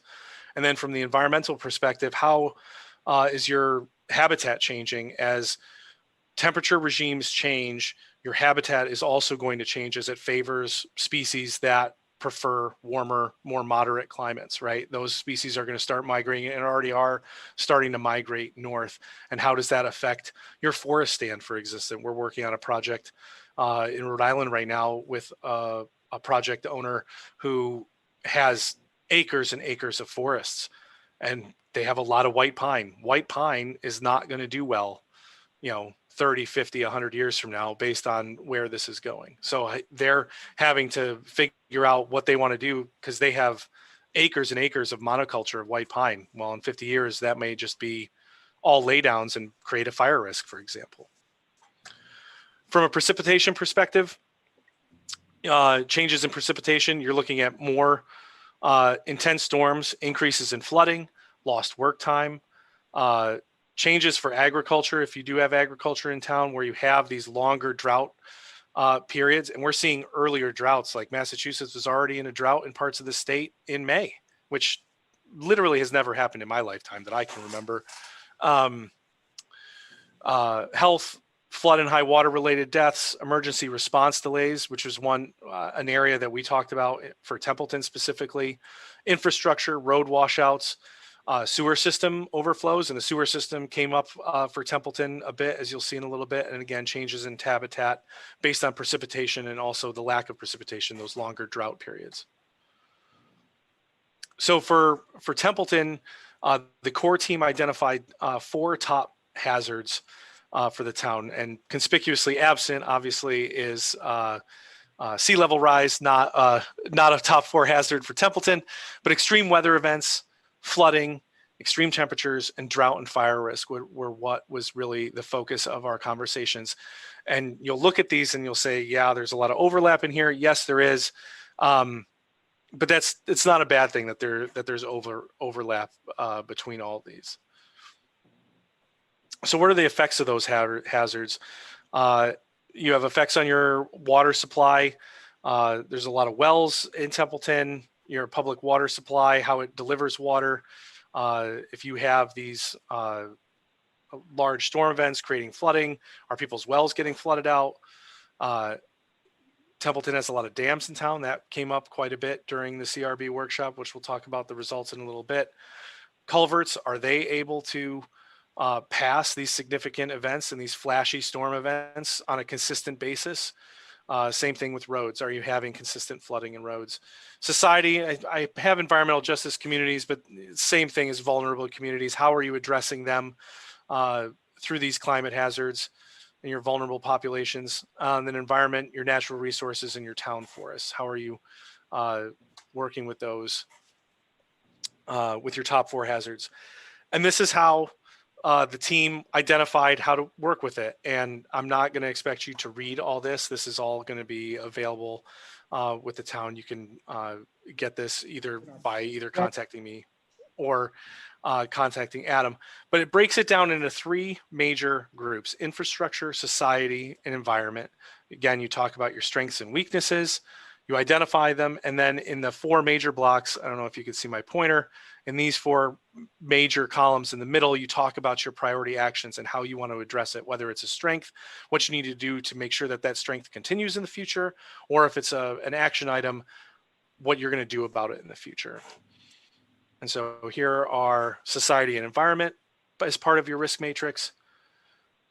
And I just wanted to highlight some of your priority actions. So the things that came up in Templeton's community resilience building workshop, not shockingly, are mostly a lot flood related in different areas. So bridges and culverts, reducing flooding around town. How are you doing that with both municipally owned culverts and bridges? How are you interacting with the state, with their bridges and culverts, and making sure you have a plan moving forward for how to address localized flooding at these bridges and culverts, identifying which ones need to be repaired or replaced, which ones aren't going to pass the anticipated storm flows, both now and in the future. For dams, one of the high priority action items was an inventory and review assessments for all the privately owned dams throughout town and assess their flood risk. It was talked about quite a bit. There's a lot of dams, both municipally and privately owned, many privately owned, that pose a risk to the town. And the folks that were part of the CRB workshop wanted to better understand that risk as it pertained to the town. They sort of felt they had a handle on some of it, but they thought that they could be better informed. So really dialing in that information and really understanding what that risk, and then how, once you've identified where those risks are, prioritizing how those dams get repaired, if there's ways to help private owners, if it's maybe in the best interest of the town, stuff like that. We also talked about upgrading sewer pump stations in flood zone. There's 2 or 3 of them, I forget the exact number, but that are in low-lying areas, and making sure that those are climate resilient. So they have backup generation. They aren't going to get flooded out. Obviously, your sewer network is extremely important and extremely vital to public health. So making sure that that functions properly in the future. Same thing with water supply, is to conduct a study of future demand and availability and pump capacity, making sure, and this was one that actually came up in almost every community we worked with. I think people have an understanding of where their water is coming from now, but how are communities going to deal with these future demands during drought conditions? How are they going to support growth in their community over the long term? In terms of water supply. And then I add, assess opportunities for infiltrating stormwater wherever possible, because obviously that reduces flood risk, and develop a stormwater infrastructure retrofit plan. Let me just call up I'm going to throw this on my, can you see this? This is the actual report. I can zoom in on some of these other. but your high priority action items don't stop there. So we talked about and prioritized your senior center, maintaining heating and cooling center in case of emergencies, upgrading your fire ponds to provide proper volume, identifying areas that may be susceptible to drought, so your fire department doesn't end up at a fire pond that doesn't have any water in it in an emergency. Sewer infrastructure, education outreach to build awareness of town resources, educate residents on self-sufficiency and appropriate expectations for emergency response. There's one other one here. Oh, this is the one I thought I really wanted to highlight too. Enter into formal agreements or MOUs with neighboring towns to provide options for water supply during emergency situations. This is one that I thought was an excellent high priority action item to identify. And it's one that we're starting to see a little bit more, is this cooperation with neighboring towns on how you deal with some of this stuff, because it's not just going to affect Templeton in a microcosm, right? You're not going to be the only one suffering. So how do you work with the municipalities around you on emergency response and stuff like water supply in emergencies? So I just wanted to highlight. Yep. You know, from an emergency management perspective, how much does MEMA get involved with trying to foster those types of relationships? In my experience, not a lot, but I think that's changing. Okay. Or Montechusett, even from just a regional perspective. I know you said either regional or intermunicipal agreements, but it's just, rather than us, you know, we don't have a staff of 100 people. We have pretty much looking at for, you know, most of that. I mean, your list of stakeholders or your core people, it's only a couple of people. It's not like they can say, well, I'm going to spend, you know, 5 hours this week calling MEMA or otherwise. I just wondered what kind of outreach the state with more resources has to basically come in and say, hey, we'd like to have a, you know, a conference with your region and talk about MOUs for, you know, ambulance coverage, water, everything that you're highlighting here. Yeah, and I think those conversations are important and becoming more of a focus. I think traditionally, no, that wasn't really part of the support that those agencies were providing. But I think, as you see in the core values of MVP, the transferability, right? The community engagement, but also how you're engaged, you know, that regional collaboration. I think when it comes to this stuff, I think they are starting to realize that the benefits far outweigh the hurdles. So the hurdles end up being, you know, I'll use sharing equipment, for example.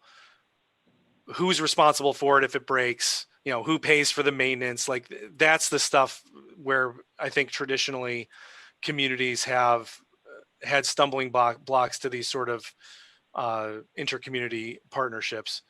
But I think that's, you take an EMAC request and you basically reduce down what you know, an EMAC request, emergency management compact. It's how states and larger entities help each other out. They specify all those things. So if we take one of those types of agreements and basically just shrink it down for, you know, interstate use, I think that might help answer those questions.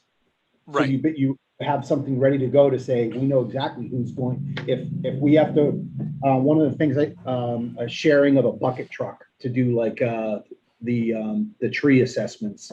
I think that was within your report, 5 communities. Sharing a bucket truck. Yeah. So to make sure that you have those prior agreements in place, if it does go down, or there's a cost sharing stipulation. Yeah, and I think of the example too of emergency shelters, right? So in a community like Templeton, where you're located geographically, your vulnerable populations aren't necessarily geographically close to where you have your municipal buildings that are your emergency centers. They may actually be closer to ones that are in neighboring towns. So having that collaborative approach of even just simply publicizing where those are in other communities and what the options are for residents outside of your community who may be closer to your emergency shelters, for example, getting that information out to people in the outlying towns, I think is where MVP in this plan can really pay dividends outside of the framework of planning grants and action grants, right? Thanks, Bill. Rich, go ahead. We're already members of a mutual aid agreement, DPW mutual aid. Okay, Yeah, what's the highway association? They're still working on putting it together, but it is an effect if you have a big incident. We do reach out to surrounding towns. Yeah. If you need dump trucks or bucket trucks. Right. The one I'm talking about is with FEMA. No, this is separate too. with Worcester. Okay, So there's plenty of resources out there. thanks, Bill. We can move on to the next. Yeah. Well, that's it. So we had gotten to the end. Yeah. No, we just jumped right into questions. So,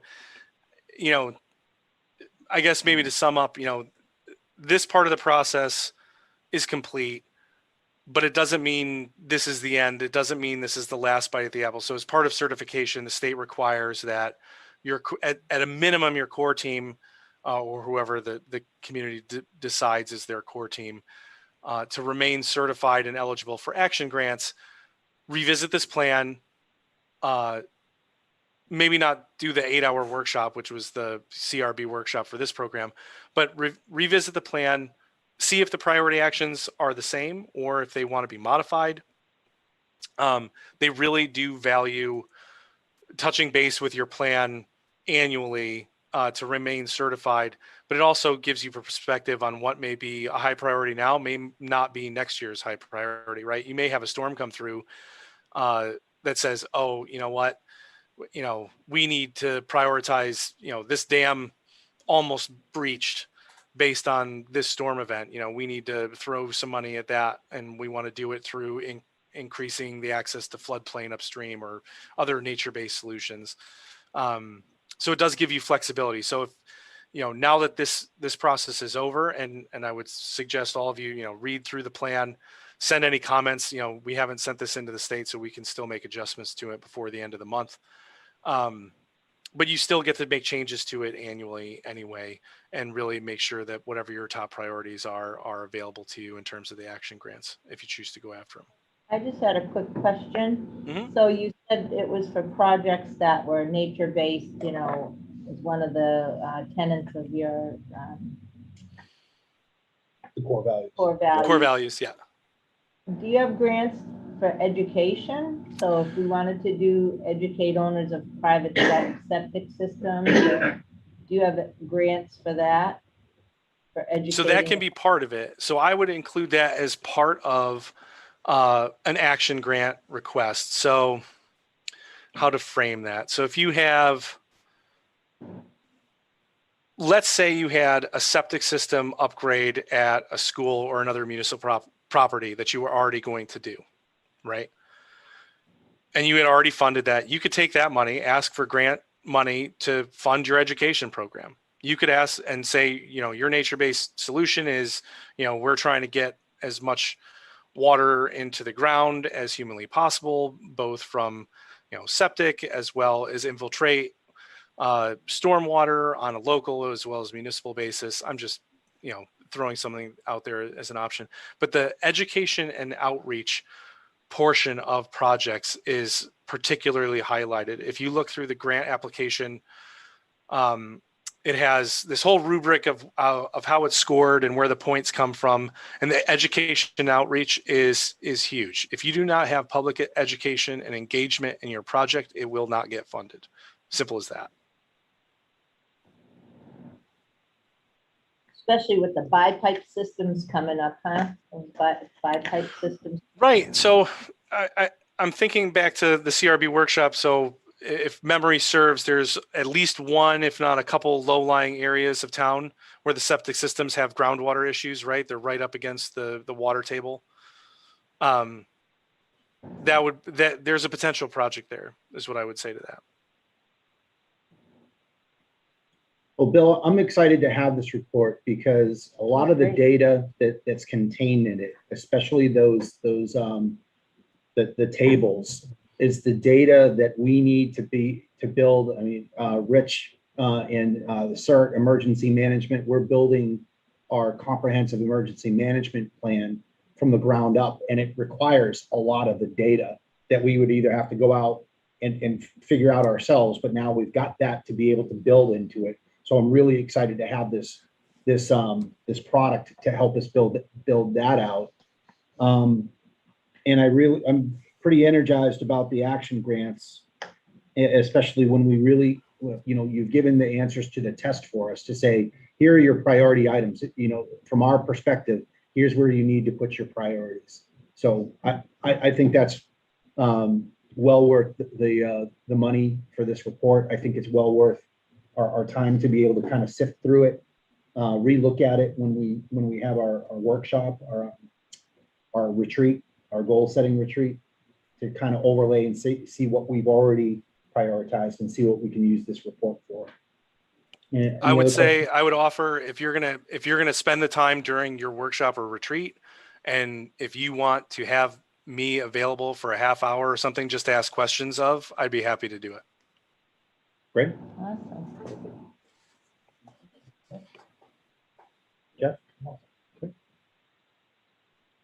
Well, Bill, thank you very much for coming on and doing your presentation this evening. I really like the product. I will put on my glasses and drill down to some of the finer print stuff, but very much appreciate your presentation tonight. No problem. Thank you so much. Thanks, Bill. Thanks. Take care, everyone. Take care. Have a good night. Okay, I did skip over something when Tony gave his financial audit. We skipped over accepting that audit report. So if we could go on our Wayback Machine, go back about 30, 40 minutes. Yeah. And I would entertain a motion to accept the FY20 management letter and financial audit as Tony presented it. So moved. Second. I have a motion and a second. Anything further on accepting the management report and audit? All right, nothing heard on the motion to accept the FY20 management letter and financial audit as presented. How do you vote? Jeff? Yes. Terry? Yes. Tim? Yes. And I vote yes as well. Thank you, Adam and Holly, for that. All right, moving along, we got a couple action items, and I can see Mr. Sanborn is with us this evening. Hopefully everything was informative. I know that you've been on since the beginning of the meeting, but it's great to see you tonight, Peter. And let's see. With you. Adam, Thank you. Thank you. Absolutely. Adam, let's move right into the first one, which is going to be action related to the subordination of the loan on 90 Michaels Lane in Baldwin. Mr. Chairman, Peter's here, he wrote a memorandum, Yep. letter to us. It could have been automatically done, but he chose to come to the select board. Peter, did you want to kind of outline, remember your letter you sent to the board Yep, I've got it. for the automatic approval? Sure. I actually don't have that item up, but I'll do it from memory from the best I can. So as part of a earlier CDBG grant several years ago, the board actually approved a subordination policy, which basically says if the combined loan to debt on a property, meaning private mortgages, private loans, and housing rehab liens are 80% or less than the assessed value, then you would automatically grant a subordination. If the indebtedness on the property exceeded 80%, then you'd handle that on a case-by-case basis. So in this particular case, it really qualifies for an automatic subordination. So. Okay. And I can see that it is, like, as you said in the letter, it's past 2/3 into that 15-year period. all they're doing is swapping out an equity line. And so the rules of Athol Savings Bank asked us to subordinate our lien so that they could process that new line of equity. I see in your note, all of the math that leads up to the overall 67%, which is below that threshold. So you're just asking if it meets the automatic. We've got the subordination agreement for the board chair to sign. All we would need from the board is basically just the authority for me to do that. So what I would have entered, if no one has a question for Peter on this specific case, I'd look for a motion to approve the subordination of the loan for 90 Michael's Lane as presented and for the chair to sign. So moved. Second. Okay, we have a motion and a second. Any further discussion on 50 Michael's Lane? No, hearing none on the motion to allow the subordination of the loan for 90 Michael's Lane. How would you vote? Jeff? Yes. Terry? Yes. Tim? Yes. And I vote yes as well. Okay, Adam or Peter, number 2. We've got an amendment to the community opportunities group contract to reduce the fee. I think this is part of the closeout for FY20's grant. FY19. Yeah. Just internal. I swear in my brain I was thinking 19. I can't believe that. So this is just adjusting. It's actually going to be less to sort of finalize this aspect of it. For sure. It's a contract amendment. What it would do, the board were to accept, it would reduce that amount by $1,326.19. So that's by making the last one. by approving this, you save savings here. Yep. The only thing that I saw that needed a change was amendment number 1, the actual agreement. It said Town of Webster on it. So, Oh, yes. yeah, it's to reduce, it's basically an amendment number 1 to the agreement between the COG Incorporated and Templeton. It shows, our side shows Webster. So we just need to adjust that document depending on what we come up with tonight. That's funny. I thought I saw that and I'm like, The top's right, the bottom's wrong. yeah. Yes. Yep. My apologies. I'll make that. It's an easy fix. Everyone on board? It's basically just reducing and finalizing that last payment for the final invoice. With the amendment. With the amendment, correct. So the motion would be to approve the contract amendment as presented and for the chair to sign. With the correction. As amended, you mean? Yeah, with the correction to the town. So moved. Second. I have a motion and a second. Any further questions on that amendment? In the amount of $1,326.19. Okay, not hearing anything further on the motion to approve the contract amendment with amendment to the town and for the chair to sign. How would you vote, Jeff? Yes. Terry? Yes. Tim? Yes. And I vote yes as well. And we are on to the last part, which was community opportunities group, continuing services contract for processing subordination and payoff requests. So as I understand it, Adam and Peter, we're done, but there are follow-on actions.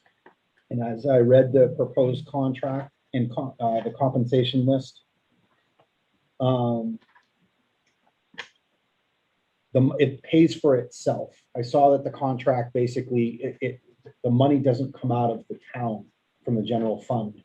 And should it get to that situation where we would have to fund these things from the town, we have the opportunity to stop stop the relationship if we saw that. That's what I, So the reason for it very much makes sense to me, because if we didn't have an agreement in place, then any of the situations that we have that are remaining out there, and any of the projects that we are proceeding with, we would not have an ability to have, we wouldn't have anybody on contract to do that. Correct. So this is just a proposal to make sure that we can do that. We've had a professional relationship since 2005. They do a Yep. phenomenal job, and we never have to really worry about keeping a stone unturned. Maybe a typo here and there, but yeah, I couldn't resist, Peter. yeah, I found it. What is that? Maybe a- Typos. You don't leave any stone unturned, but maybe a typo here and there. Tell me where it is and I'll fix it. Okay, so I see the total invoice, like I understand. Town responsibilities, let's see. So all costs for these services will be paid from miscellaneous, the work makes 100% sense to me. All costs, which we've got an estimate of 34,000. Says all costs for these services will be paid from a miscellaneous income earned from payoffs of loans from properties that have been assisted by the HRP. Therefore, there will be no direct cost to the town. In the event that there are insufficient funds in the miscellaneous income account to cover the cost of continued service hereunder, the town shall have the option to terminate this agreement by providing written notice of said termination to COG. So that tells me that we're able to continue on with the good work that they've outlined here without an impact to the community. And then if we do wind up having an impact, or we do wind up having a notice from the COG that, you know, the funds have dried up or otherwise, we would be able to have a conversation at that point to say, how far along are we with, you know, how many other properties are existing out there? Where are we at with some of these projects? Right. And then we would be able to make a decision based on what the cost would be to the town at that time. So may I ask a question? Absolutely. So on the very first page, it says it's important to determine the correct account that funds should be deposited into, and there are different rules for the use of the funds depending on their categorization as program income or miscellaneous income. So I was just wondering how that ties in with the we can back out at any time. I don't know. So it says you need to deposit funds in the correct account. Is that on his end or our end? Also, due to federal regulations, funds that need to be temporarily considered to be program income may in fact later become miscellaneous income. For the town's benefit, it is important to have properly separated program and miscellaneous income accounts. There was a time period several years ago when this separation was not maintained, which complicated the later accounting for each. So how does that play out in the grand scheme? Are we set up? Peter worked to address all those Okay. issues that. Kelly still here? No, shut up. Okay. Peter, if you wanted to speak a little bit to that. Are we Sure. set up the way that you described, that Terry just described?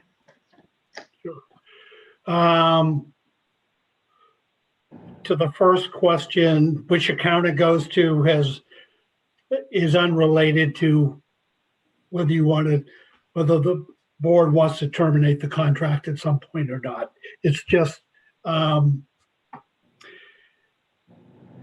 can get a little complicated, but when there's a payoff, there are criteria that we would apply to determine whether that payoff, typically from a sale of a property, is considered program income or miscellaneous income.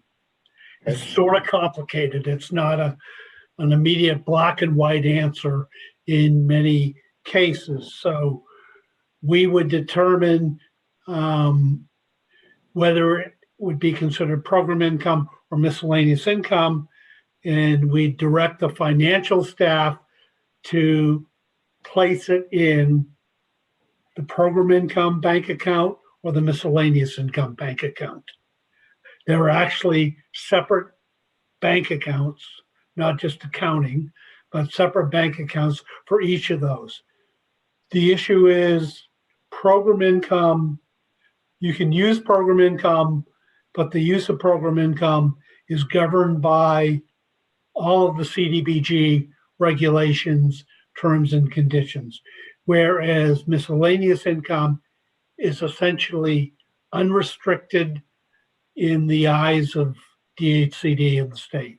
So the town can use that however they want. So what So, I'm hearing you in a nutshell say is you determine and then you tell Kelly? Is that what he's saying, Adam? He determines which account and he tells Kelly or Cheryl, or Cheryl. Yeah, Peter spends quite a bit of time. He'll come up here periodically and work with either Kelly or Cheryl to make sure that all those are being taken care of appropriately or directed. Keeping track of various within the program that he works in. Okay, I just wanted to know the procedure for that. But he does stop up here quite a bit. And then on the miscellaneous, we do with that what we want. If it's in the miscellaneous account, we can use it for, So as payouts come in and revenue is generated for that account, we're basically doing other projects. Does that make sense? yeah.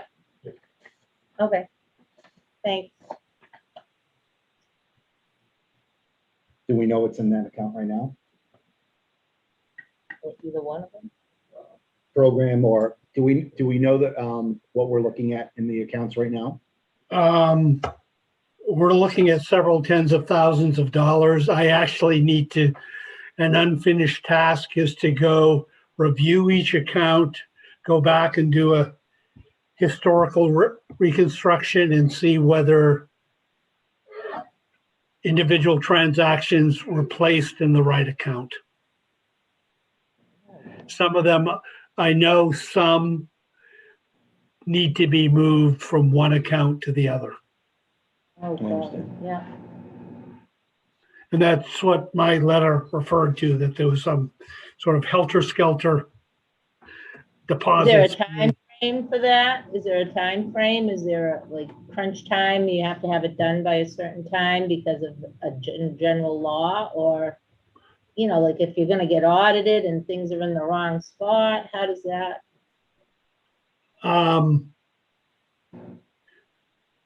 I want to get this done by the end of the month. Yeah, I don't understand your question as it pertains to what we're asking about though. If this isn't right and it's gotta get corrected and we get audited, Yeah, Could but it it's affect an us? ongoing thing. So it's like, you know, as payouts come in, and they don't get placed in the right spot, that's bad. Yeah, I see what you're saying now. Okay. and I see what you're saying. Although frankly, the auditors are probably not going to know whether it was placed in the right account or not, surprisingly. Is it a continual process for you and Kelly or is it a learning curve? How do you learn how to get that done right the first time?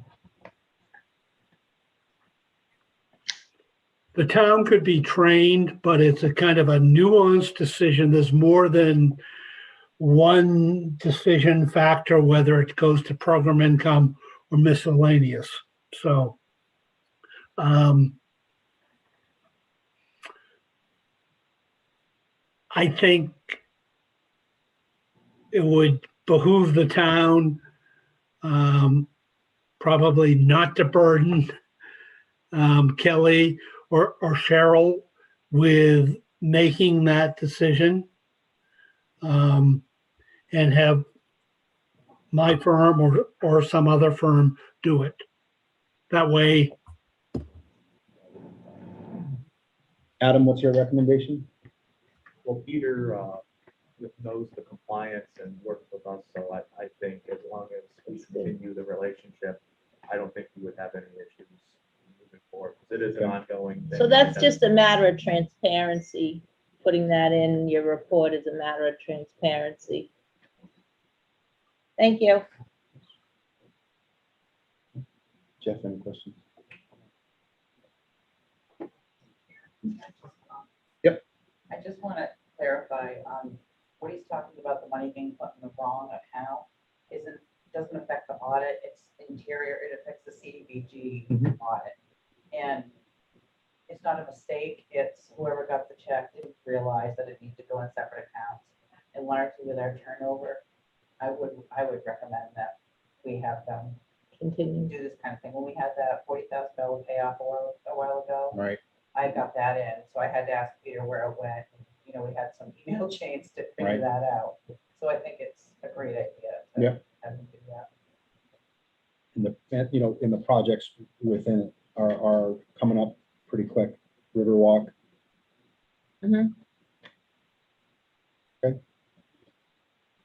So, Mr. Chair, Yeah, I am. I move to approve the contract with COG for processing, subordination, and payoff requests as presented. And you need chair to sign? And for the chair to sign. And for the chair to sign. All right, we have a motion, second. And we have a second. Any further discussion or questions on the proposed contract?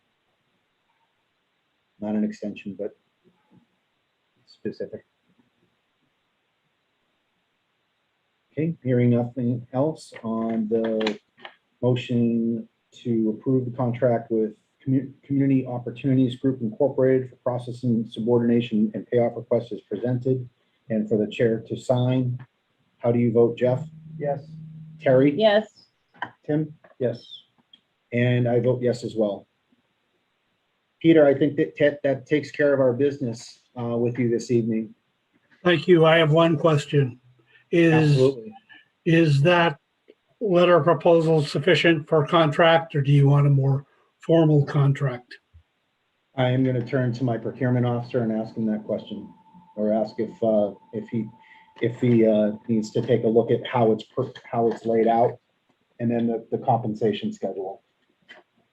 I would say this is sufficient. Just some, well, the typos that Terry found, the signature page, the signature page was for something else. It has the scope of work, it has the responsibilities. And Yeah. so, I mean, this could be sufficient, maybe just take out the letter portion like you mentioned, and then have them narrow it down just Okay. the scope of work forward. I've got the authority to sign it now, Peter. From a contractual perspective, just work with Adam to make sure that before my signature, that it's sufficient from his perspective. Okay, I'll be in touch, Adam. Thank you all very much. Thanks, Thank Peter. you. Have a great night. Thank you. Bye. Okay, next up, Bob, we're going to talk about action related to the donation of guardrail supplies for the causeway on Whitney Street. There's a gentleman, Alan, I don't know if you have this letter, it's very hard to read. Yeah. Please. He lives out in that area and he walks that every day. If you're not familiar with Whitney Street, you have to actually go down or over towards Walmart. It's like the second right. Eventually it turns into Templeton. It goes to the causeway. It is a beautiful spot down there. Right now it has the old cement guardrail posts with the rebar showing all deteriorated with no cable hooked up to each post like it's supposed to be. You'd like to purchase the timber for the post and planking to make it more aesthetically looking going through that area, as long as the DPW does the installation.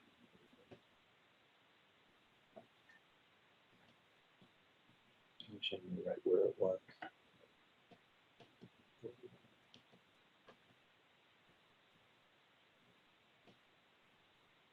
I wouldn't know how to do it. This is set up for a long. I was gonna pull up a picture of it. using the maps, but I guess that's not there. So it's Mason. Yeah, Alan Mason. Mr. Mason wants to provide the materials and then the DPW would actually perform the installation. Correct. Is that within your capabilities? Yes, we have the equipment to do that. Okay, how about the scheduling? If Do you have the time to do it? we do, but it all depends on the chapter 90 work it's approved and because we gotta do some drainage improvements and stuff on the road. It might be towards the end of the summer. But we should be able to get it this year. Okay. We're kind of short-handed right now on both departments.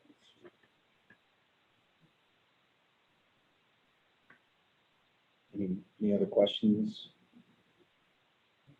Any issues with doing the, it's a improvement project Right, and they're gonna provide. I know, I guess the question I had, it said, no steel. yeah, what is, He wants it all wood to keep it It's all rural. pressure treated wood. It's like 6x6. okay, I didn't understand that. He Orange didn't, blades. he does, it's rural and it's bucolic, so he wants to keep it, Yeah, well, it's not. true to prices going nature, up. true to, Okay. yeah. And those materials are sufficient from your perspective? Yeah, they Okay. do. He wants it preserved rural. Yeah, That sounds great. Wish more people Yeah. step up like that. But what's said now, Yeah. there's no protection there. I should go and see. I don't have any further questions. You've answered all of them. Okay. Motion? I move to accept the gift of donated guardrail supplies for the causeway on Whitney Street as presented and for the DPW to So install the gift. Install the guardrails.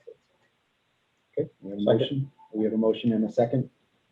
So discussion, Jeff, I think gift wise, so like gift of materials to the town, knowing that we're doing the labor. I believe in our policy, we're within whatever the cost is of these items, we're within our authority to accept the gift. Okay. Any further discussion? You recommend it? I highly recommend. All right. One thing off my back. Okay, on the motion to accept the gift with donated guardrail supplies for the causeway on Whitney Street as presented and for the DPW to install, how would you vote, Jeff? Yes. Terry? Yes, Tim? Yes. And I vote yes as well. Mr. Mason, if you're watching, congrats. and thank you. We're getting there, Karen.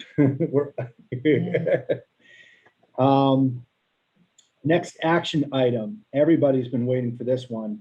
Action related to the lifting of the state emergency. In your packet, you have a draft declaration order.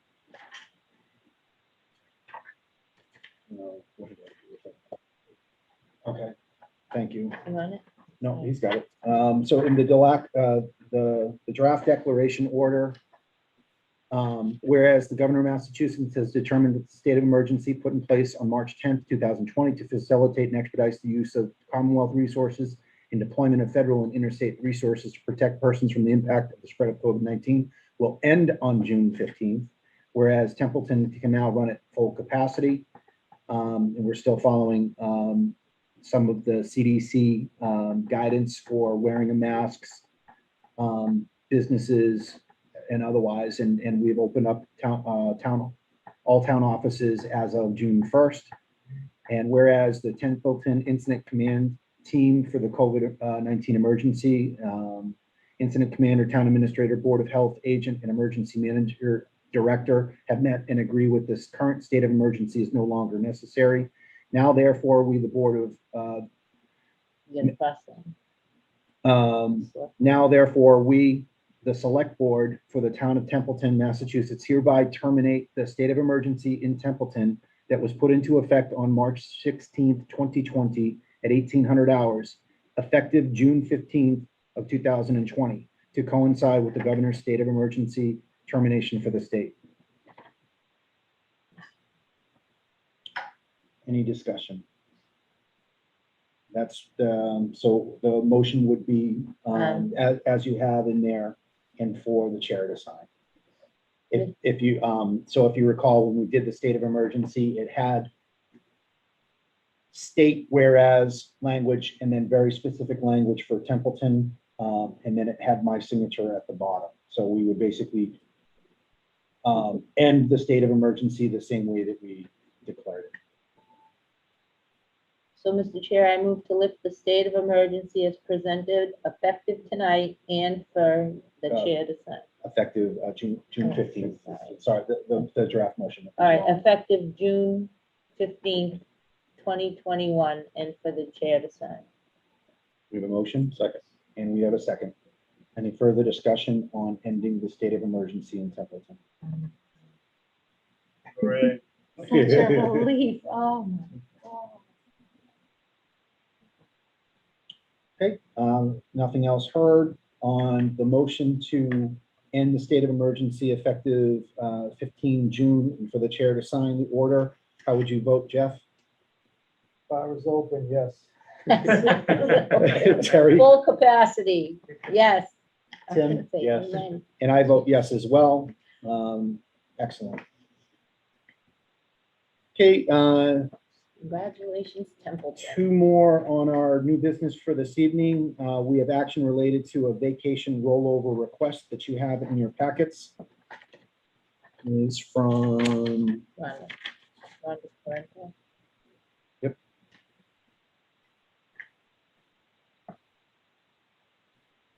And this is from the Office of Development Services, and I can see that the director did sign. And it wasn't her fault. She was a miscommunication that she didn't know she had those hours, so it wasn't intentional on her fault.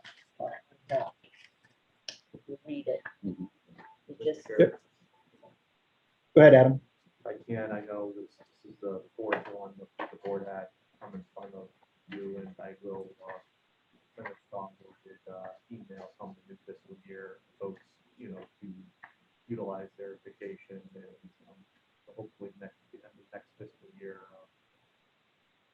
to get to Yeah. that where we'll use up our vacation.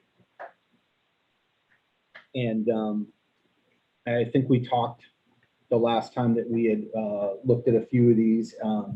Jeff had made a recommendation to, for oversight. We're looking to you for that oversight, whether it's an Excel. I think, Jeff, you had recommended an Excel sheet or some kind of management tool, but we're looking to you to do that. So if Yes, it- and I mean, do the employees, do they have the personnel policy or at least the page that shows vacation time accrued for like number of years? So like on page 23 where it talks about vacation, if you have 6 months of service, you get a week, 18 months of service, you get 2 weeks. Are they aware of that? So they like, the last time I worked, I knew what I was supposed to have for vacation. I just didn't depend, of course, that's just me, but I mean, I didn't depend on my supervisor to come and say, oh, by the way, you got 2 weeks. I knew what I had for the time that I worked. It just seems there's, Jeff, on the new paycheck system, each of all my employees, they can go on their portal and check what they have. so in her defense, it didn't pick up. but if you know that, you should be looking at your statement and going, hey, I'm supposed to have this She much did. time and it doesn't show it. I read the thing, I know what it says. Paychecks didn't show it, but she should know what she should have and catch that error is my point. Okay, So it's kind of two things at fault there. The employee, you watch out for yourself and you watch your paychecks things and say, hey, I've just crossed 18 months. I'm supposed to have 2 weeks vacation, but my thing only shows 1. No That's my town fault, administrator. That's And I do have a couple of problems with it subtracting the hours. I got one individual now, I was one of them. They put their time in, but it's not deducting it from the total, so if Kelly follows through with it and corrects it. So If I can say also, I do understand where the board's coming from. I do get that. I can just say the next I will send an email out to the department heads to share with their employees as well. Something that if we did have 4 this year, and I get it, and just improve moving forward. Should we have a cutoff date for the board to say, listen, this is, you know, we're approving this, but as of June to July 1st or something, we're no longer going to do it, period. Well, I think that's a discussion with the chair. Well, just remember, folks, that like in my guys in their union contract, it states right in the contract that they have, they can ask for a buyback of a week or a rollover. It's written right in their union contract. Well, that's what I was going to also say, and it's in our policies as well. So it would be a long discussion that would have to be had. Not as simple as just making a Right. motion and doing it. But administratively, I can certainly bring that forward, because the board does have the authority on approving those requests, so. Okay.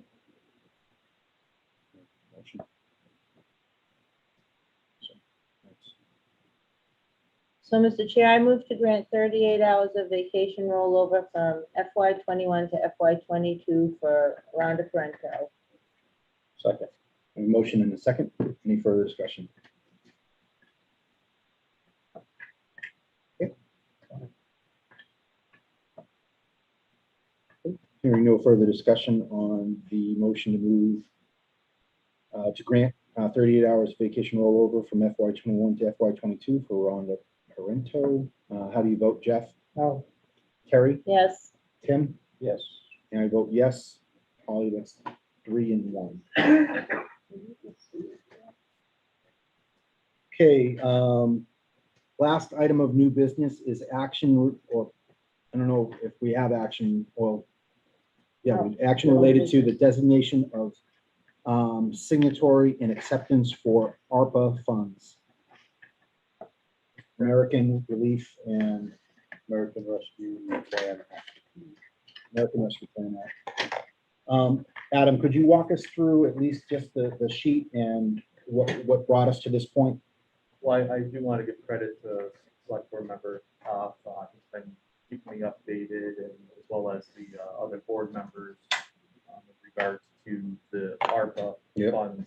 It was coming. And also, you can see here, Thanks. Templeton is looking at $2,432,504. This will go out as 2 disbursements of $1,216,252. The account came in the other day. That's why this was one of the items that came on later with the paperwork from the United States Department of the Treasury and all the. We need to have an authorized representative to sign up. So, as well as because it's such a significant amount of money, the board would have to accept those funds as well. I think once we get more guidance, I know Selectman Toft and I speak quite often. We're still reviewing all the guidance that's coming in.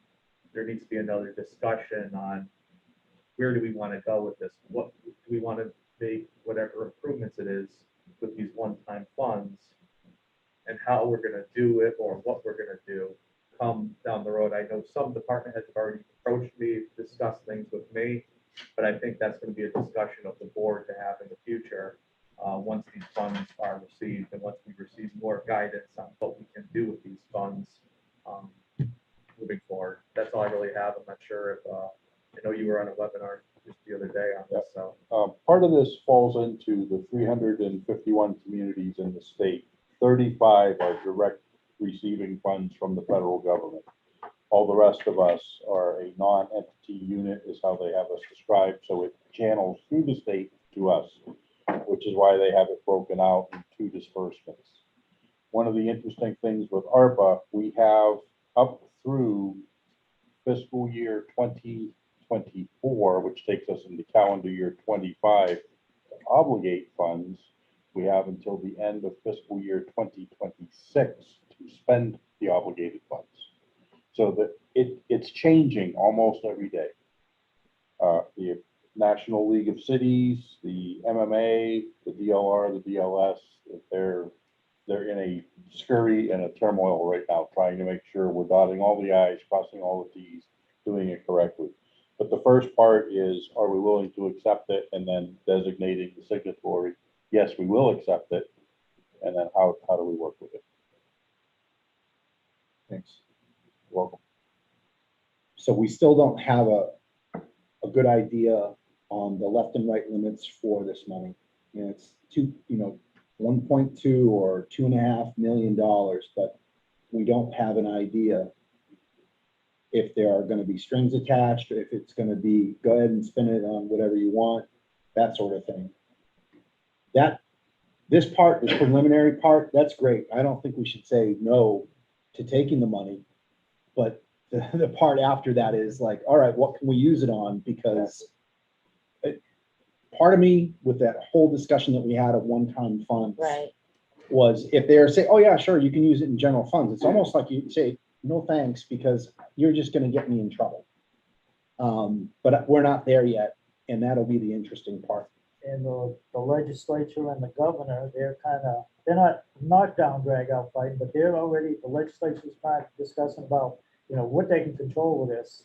Normally the governor would have about, I think it's $5 billion that's sitting on the table right now that the state has got. And first the governor kind of backed off, then he come back and said, you know what, I'm gonna take them off, and I'm gonna give this community, taking $100 million and giving it to these hard hit communities. Yeah. So, like you said, right now, preliminary, yes, but And then the other piece of next it, week, they might say something else. the other piece of that, this number we see actually bumped up by the governor's Right. signature, because the initial was a little bit less, but it's like, okay, it's moving in the right direction for us. So I would say, yeah, well, if you want to throw it our way, we'll take it, and just let us, we already have ideas where we should stop this money away. Bill did a great job, said, hey, here's where you're I hurting. mean, retirement, love OPEB, you that. can stuff it away. and- Roselli comes order hierarchy of Well, needs. it's federal money, we already have it back. And we already know we have to report it, so. It's just an evolving. Yeah, it is. So like Tim, you said, all we need tonight is to basically, I don't even have the motion. You have to help me out with the motion. We basically just have to say, let's start the process for receiving it and then Yeah, opening that line of communication. I would just move that we acknowledge the numbers that the state has given to us. We indicate our willingness to accept it, and we delegate you to sign on behalf of the board. Okay. Second, I have a motion and a second. Any further discussion?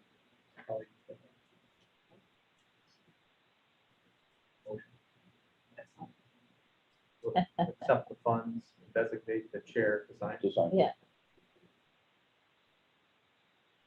Any further discussion? Okay, on the proposed motion to accept funds and the chair to sign. Thank you for that. How do you vote, Jeff? Yes. Terry? yes, Tim? Yes. And I vote yes as well.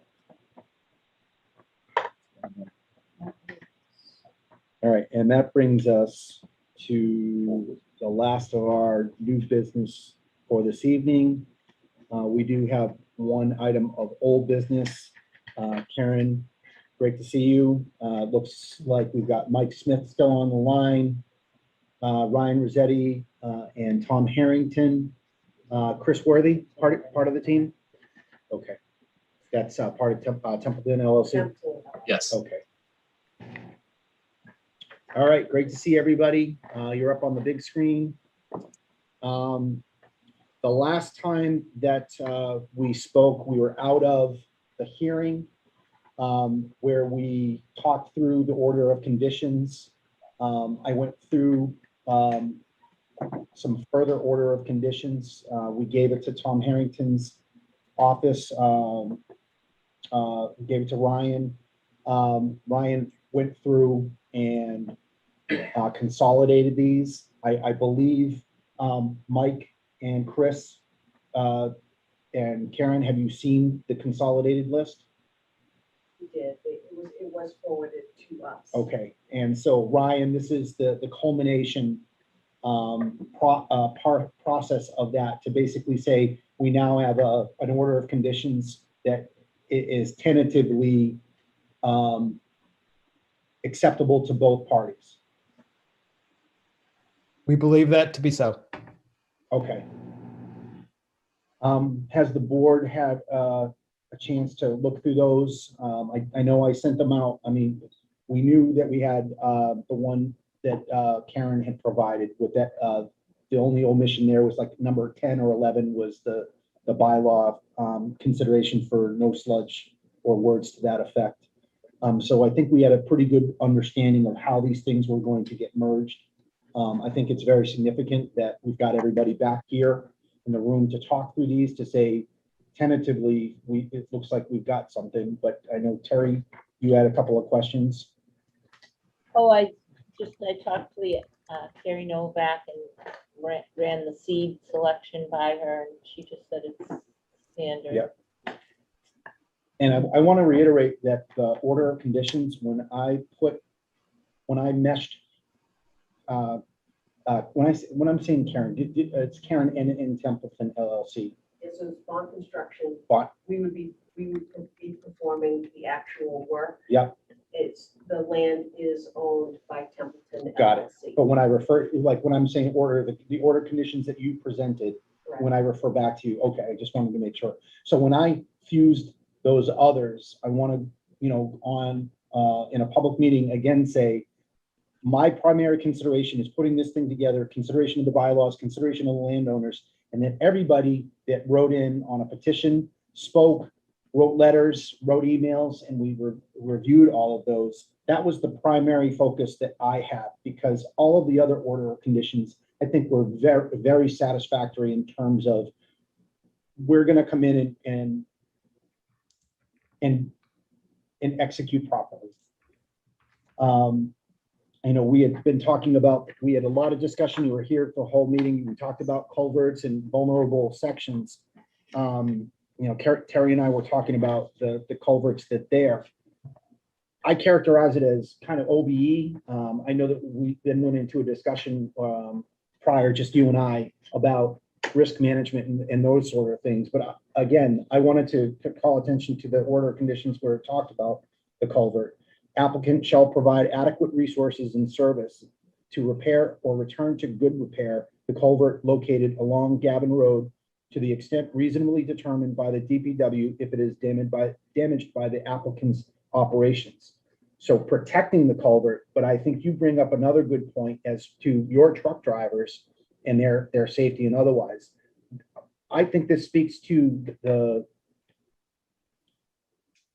supervision and the risk management of that. So if we keep our eyes on the culvert and we do periodic inspections of that from a DPW perspective, and the drivers, drivers are going to be driving over it. The local residents are going to watch it. Again, I don't want to do risk management for your company, but that was what Terry's consideration was, to make sure that not only were we looking to protect the community from not getting cut off, Right. but also for life, limb, and eyesight considerations as well. Mass.gov, they did come right up, and Bob gave me a call, and they came to the same conclusions that George Andrews. They told us it's Templeton's culvert. They can't rate it or anything because it can't be liable.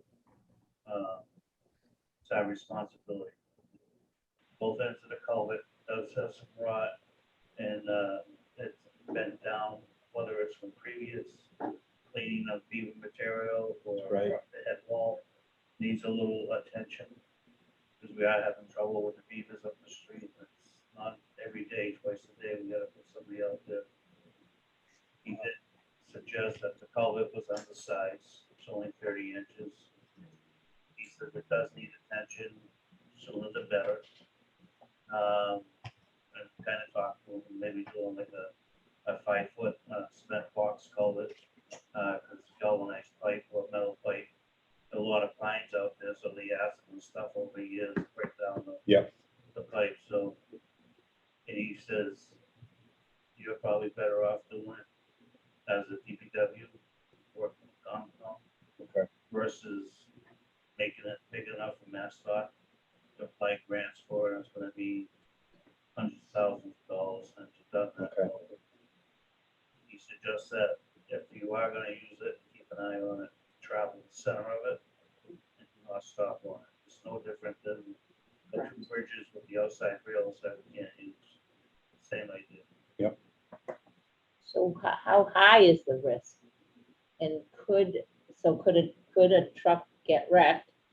Or could those people get cut off, or with those steel plates? Is there any chance those people could get landlocked? It's gonna be a settlement in the pavement, and they'll probably get hung up if anything. It's not gonna go 50 feet down, and it's just gonna collapse, and the metal's only gonna bend so far. But if you do monthly inspections, or if they can take a peek, but we need to plan on doing something with it at some point. So would we have to hire an engineer for a cement box? No, you misunderstood me. The MassDOT is pretty much telling me we're better off Doing it, Templeton DPW working and doing it ourselves versus opening up a big can of worms. okay. You'll save thousands of dollars. It's something we can do. We might need some bigger equipment. We would have to see how much the box culvert is. It comes in sections and it's just put together with a special tar, tape, and it finish backfilling. And would it be out of chapter 90 monies, or out of your budget, or capital, or how does that work? Chapter, I'm not sure. I would have to look into that because if they pick up on it, they might consider going further with it, getting a consultant, an engineer. We just got $2.5 million. Oh, I know, right? I'm not spending that I couldn't tell money. you how Give me a much box break. culvert is. I haven't pulled one in a while. Yeah. But it's definitely the way They're to go. about $5,000. So what, for the residents' sake, trying to get it all right, how inconvenient would it be if it's sunk? What would be the time frame they wouldn't be able to get back and forth to their homes? Oh, probably a couple hours. We'll just put some road plates over it. Probably. So, yeah, it's not gonna happen on the weekend because that's in the But, you know, contract. it's on a week, that's an emergency, And we so- do have the steel plates in town. So I had one more thing, if that's okay. So I'm pretty much settled on that. I think that, you know, That's not the only culvert that needs attention. We have a lot of. I know mine's collapsed. Unfortunately, it's one of the deeper ones, but Well, again, you know, the citizens that could get landlocked, we wouldn't want it we be. get them through and make it work. Okay, and then the other thing is, so I just want to make sure on number 9, it says applicant shall expose no more than 5 acres at any one point in time throughout the entire permit period. Reclamation will continue in unison with mining. Applicant will seed in spring and fall when germination is best. So with that reclamation, I thought we were gonna save the topsoil. We're still gonna save, should that be in there with, they're not, they've got to It's within reclaim their with, plan that they gave us. okay. Stormwater. Yep. Okay, just making sure because Absolutely. our bugs need their food.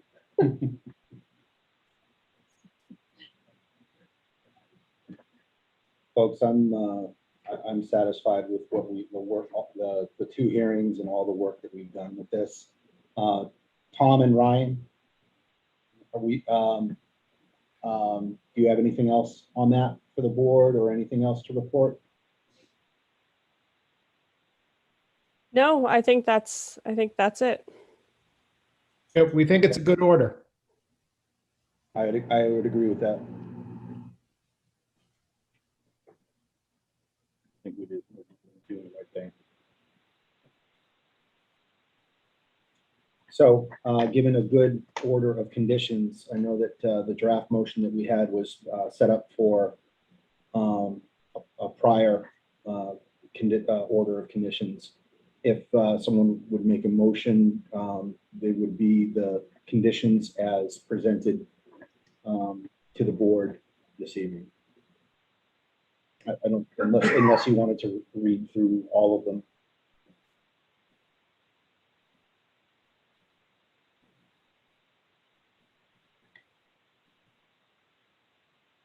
All right, I move to approve the gravel permit on Gavin Road for Templeton LLC and Bond Construction upon the following conditions. Move all or as presented. That those are in the past. Okay. 15 items Just say that. I just asked. as presented. Yeah. Chair, maybe all 15 as presented. Say that again. All 15 as presented. All 15 order of conditions for the operation of Gavin Road pit as presented. There's a motion. Those are superseded. Those were that. Okay. So when Holly had that at the last one, we revised all of the order conditions, like that 25,000. No, I'm looking at the rest of the filing for the permit. Yep, those are those not in there? I didn't see it. You have 1,500, Yeah, that has to be added. and then 50,000 Okay, all right. I guess I'm gonna have to read through them. bond in the form of credit amount of 50,000. All right, so we're Those are two. all right, the motion is I approve the gravel permit on Gavin Road for Templeton LLC and Bond Construction upon the following conditions. Payment of the 1,500 fee for the 3-year permit. Receipt of a separate payment in the amount of $5,000 to be held in escrow until such time as the DPW director has inspected and confirmed the property has been left whole as presented. Mr. Chair. Yeah, I just saw that, Tom. So all of this stuff has been rewritten in these new order of conditions. So that the first one, in exchange for permit to remove gravel from Gavin Road site for a period of 3 years, applicant shall pay the town of Templeton permitting fee of $1,500. Such permit shall be granted subject to the order of conditions. That other one, that other one is taken care of, item 15. So the consideration of the $5,000, Tom and Ryan, where that discussion before of 5,000 now is subsumed by item 15 and the $50,000 bond. Okay, I'm getting a yes from Correct. Tom. Right. And it's a letter of credit now instead of a bond, which, think of an equity line on your house. Yep. We're going to have a letter from a bank that we can go right to and get money as opposed to dealing with a bond company. Yep. So it's basically that. This is if we were reading it before without all of with Karen's and then the ones that I had added in. So, all right, here we go again. I move to approve the gravel permit on Gavin Road for Templeton LLC and Bond Construction upon the following conditions as presented in the 15 items of the order of conditions for operation of Gavin Road permit as presented. How's that for a motion? Question on that. Bond construction is not actually on the permit, it is doing the work, so it probably doesn't need to be in the motion, or does that matter? If they're not the permit, they're not the permit. Understood. LLC. Okay, so I amend by from my motion, remove bond construction. Templeton LLC. Yep. Okay, we have a motion. Is there a second? Second. Okay, we have a motion and a second. Any further discussion? Questions? They were sweet. Okay. Hearing no further discussion on the motion to approve the gravel permit on Gavin Road for Templeton LLC with the following 15 conditions as presented. How would you vote, Jeff? Yes. Terry? Yes. Tim? Yes. And I vote yes as well.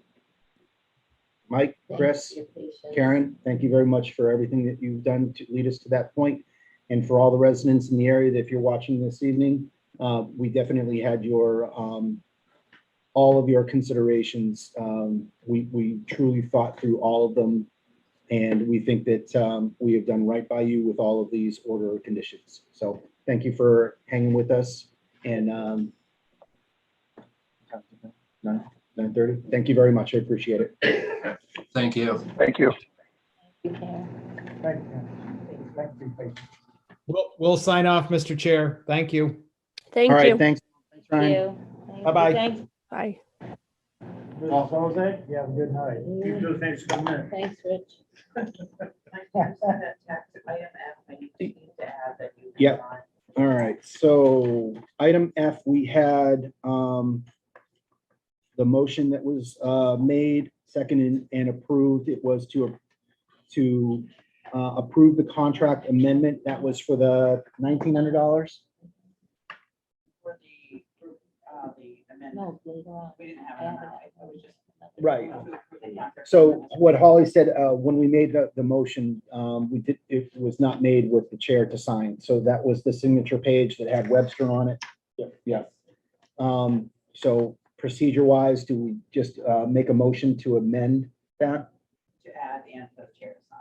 Okay. So I would, we would need a motion to amend the earlier motion on the to approve the contract amendment as presented and for the chair to sign. So moved. Second. Motion in a second. Any further discussion? Hearing none on the motion to approve the contract and for the chair to sign. How do you vote, Jeff? Yes. Terry? Yes. Tim? Yes. And I vote yes as well. Sorry about that, Holly.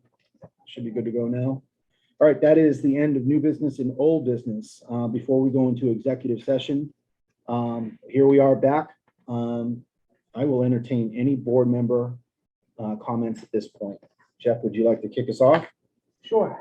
The police chief's contract, according to the town website, is up June 30th, 2021. I tried to pull his contract up to look at it. I wanted to refresh my memory. The link does not work. It goes to page 404, not found, blah, blah, blah. So the amendment that gave him, it's a single page, that opens up and works. But his contract that is up, the link doesn't work. I want to look at it, just, you know how I am.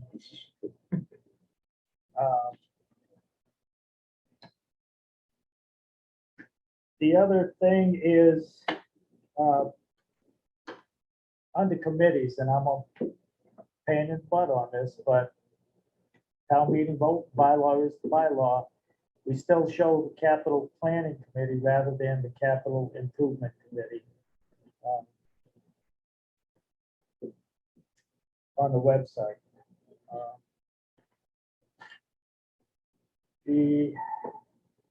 The other thing I have is, this is a comment for the town administrator to get a hold of the community preservation committee, because if you want to propose a project and you want to present it to the committee to see if it's a funding project, they have a form up on their website tab. It's probably been up there unchanged since it was put in, because it has dates. Complete this form by January or December 2007, 2008. It was voted on in 2007 for the town to accept the Community Preservation Act. So failure to keep update there, you want to fill that form out, it's like 2007. Well, what the heck do I do? It's 2021.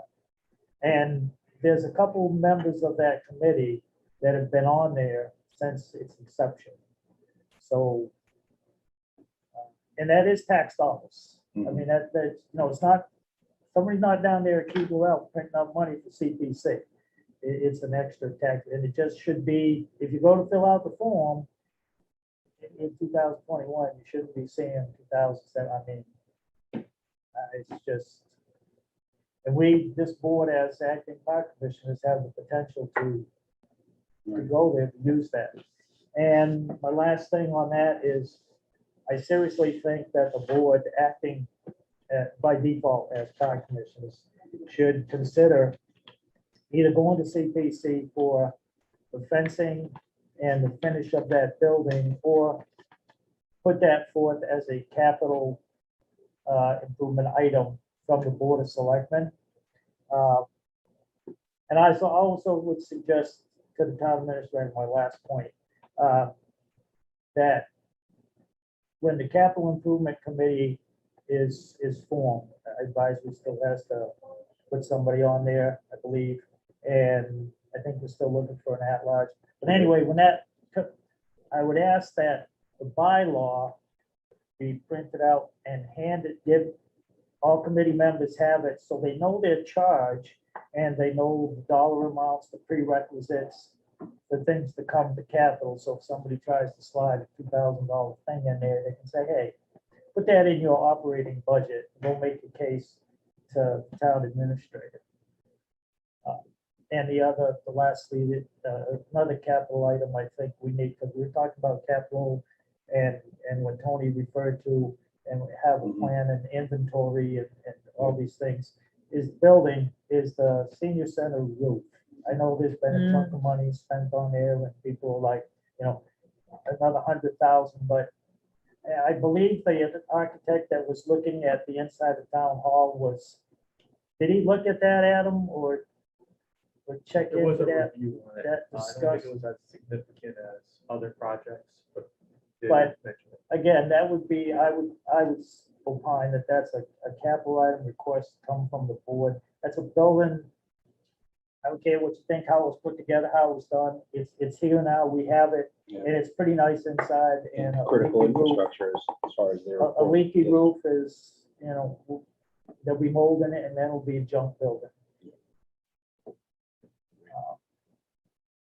And other than that, about time we're back here in this building. The only thing I miss is Bear made every selectmen's meeting on Zoom, and I had unlimited coffee. Other than that, I'm really glad to be back and glad to see all you.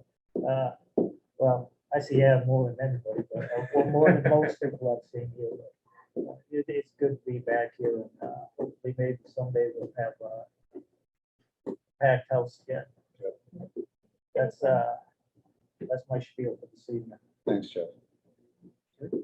I don't want to get into a big discussion, but I was reading through the policies and procedures. And on page 6, and it talked about a board of trustees for Gilman and Wayne. And so it was number 4 on page 6 of policies and procedures. It was board of trustees for Boynton. And then it said, it also said there was a board of trustees for Gilman and Wayne. I didn't bring them with me, but I was wondering about that. Why would it say that? There is still a board of trustees according to the town clerk For Gilman? for Gilman Way. Okay. I had raised that question and it was just a quick response back. I don't have the list of names, but there is a board of trustees. That's interesting. That's it. And thanks, yeah, I'm glad to be back. Kind of, I mean, I like sitting on my couch, like Jeff said, You look very the comfortable. conveniences of home. I agree. I'll continue to keep an eye on the ARPA and all these changes that seem to be coming down rapid fire. I definitely am going to follow up on the webinar I watched today, just to make sure I'm understanding this annual budget review as we close out the fiscal year, and we're meeting the magic 270 days, which lines right up to where we were tonight with the presentation. And the NRSD Regional Agreement Amendment Committee is feverishly working and chipping away at the language, adding in some language that was strongly encouraged through DESI, and if we ignore them, it won't get through their lawyers at the end of the day. But couple challenges here and there. Amy Guthrie is no longer with our advisory committee. They meet next week. We don't know what member from advisory will be appointed, but they are a voting member on that committee. Okay. We're slowly making progress. We have our summer mapped out. We're meeting once a month through August at a minimum, probably out longer. Great. Thanks, Jim. The only two things that I had tonight, I want to give a shout out and thanks to TCTV for getting us back in and bringing our tech with us. It looks like everything went well, and I'll knock on wood for you. I think this was a great way to preserve what we achieved during the pandemic and gave the town more service. And I think it worked out very well with the television and having remote participants and otherwise. So thank you very much for you and your team. Hannah's out there running the meeting remotely. Thank you very much. Appreciate that. We'll make improvements as we go along. This is great. And the owl performed flawlessly. Yeah, longest meeting so far. So good job, Owl. And the second thing, we voted to stop the state of emergency on the 15th, which I think is a Tuesday. I and the emergency management team will meet for a final time to discuss financial actions that are still continuing.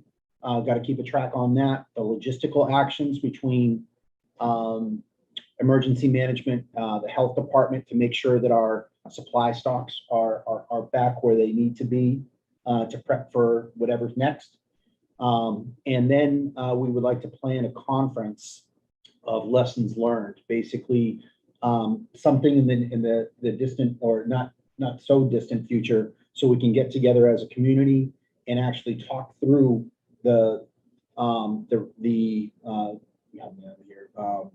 respond, recover, Response, recovery, mitigation. Yep. And, mitigate, being prepared in how the community acted, all of the different things that occurred, and basically give ourselves a scorecard at the end. What did we do right? What did we do wrong? What can we improve? What can we sustain? So that'll be coming. I'll make sure that everybody has a chance to participate with that, because everyone's got a voice, even the people that use some of the services to say, hey, this didn't work, or I found it very easy to drive in around the senior center and pick up food pantry items, that kind of thing. And that's all I had. I too am very happy that we're back in the setting. I think the guests that we had, kind of a hybrid from the television screen and otherwise, we're going to start to see the advisory as they get their game plan for how they're going to see. I expect to see some of them coming in for our meetings. Hopefully people were watching tonight and like what they saw. So we do have an executive session planned. We will come back only to end this evening's meeting.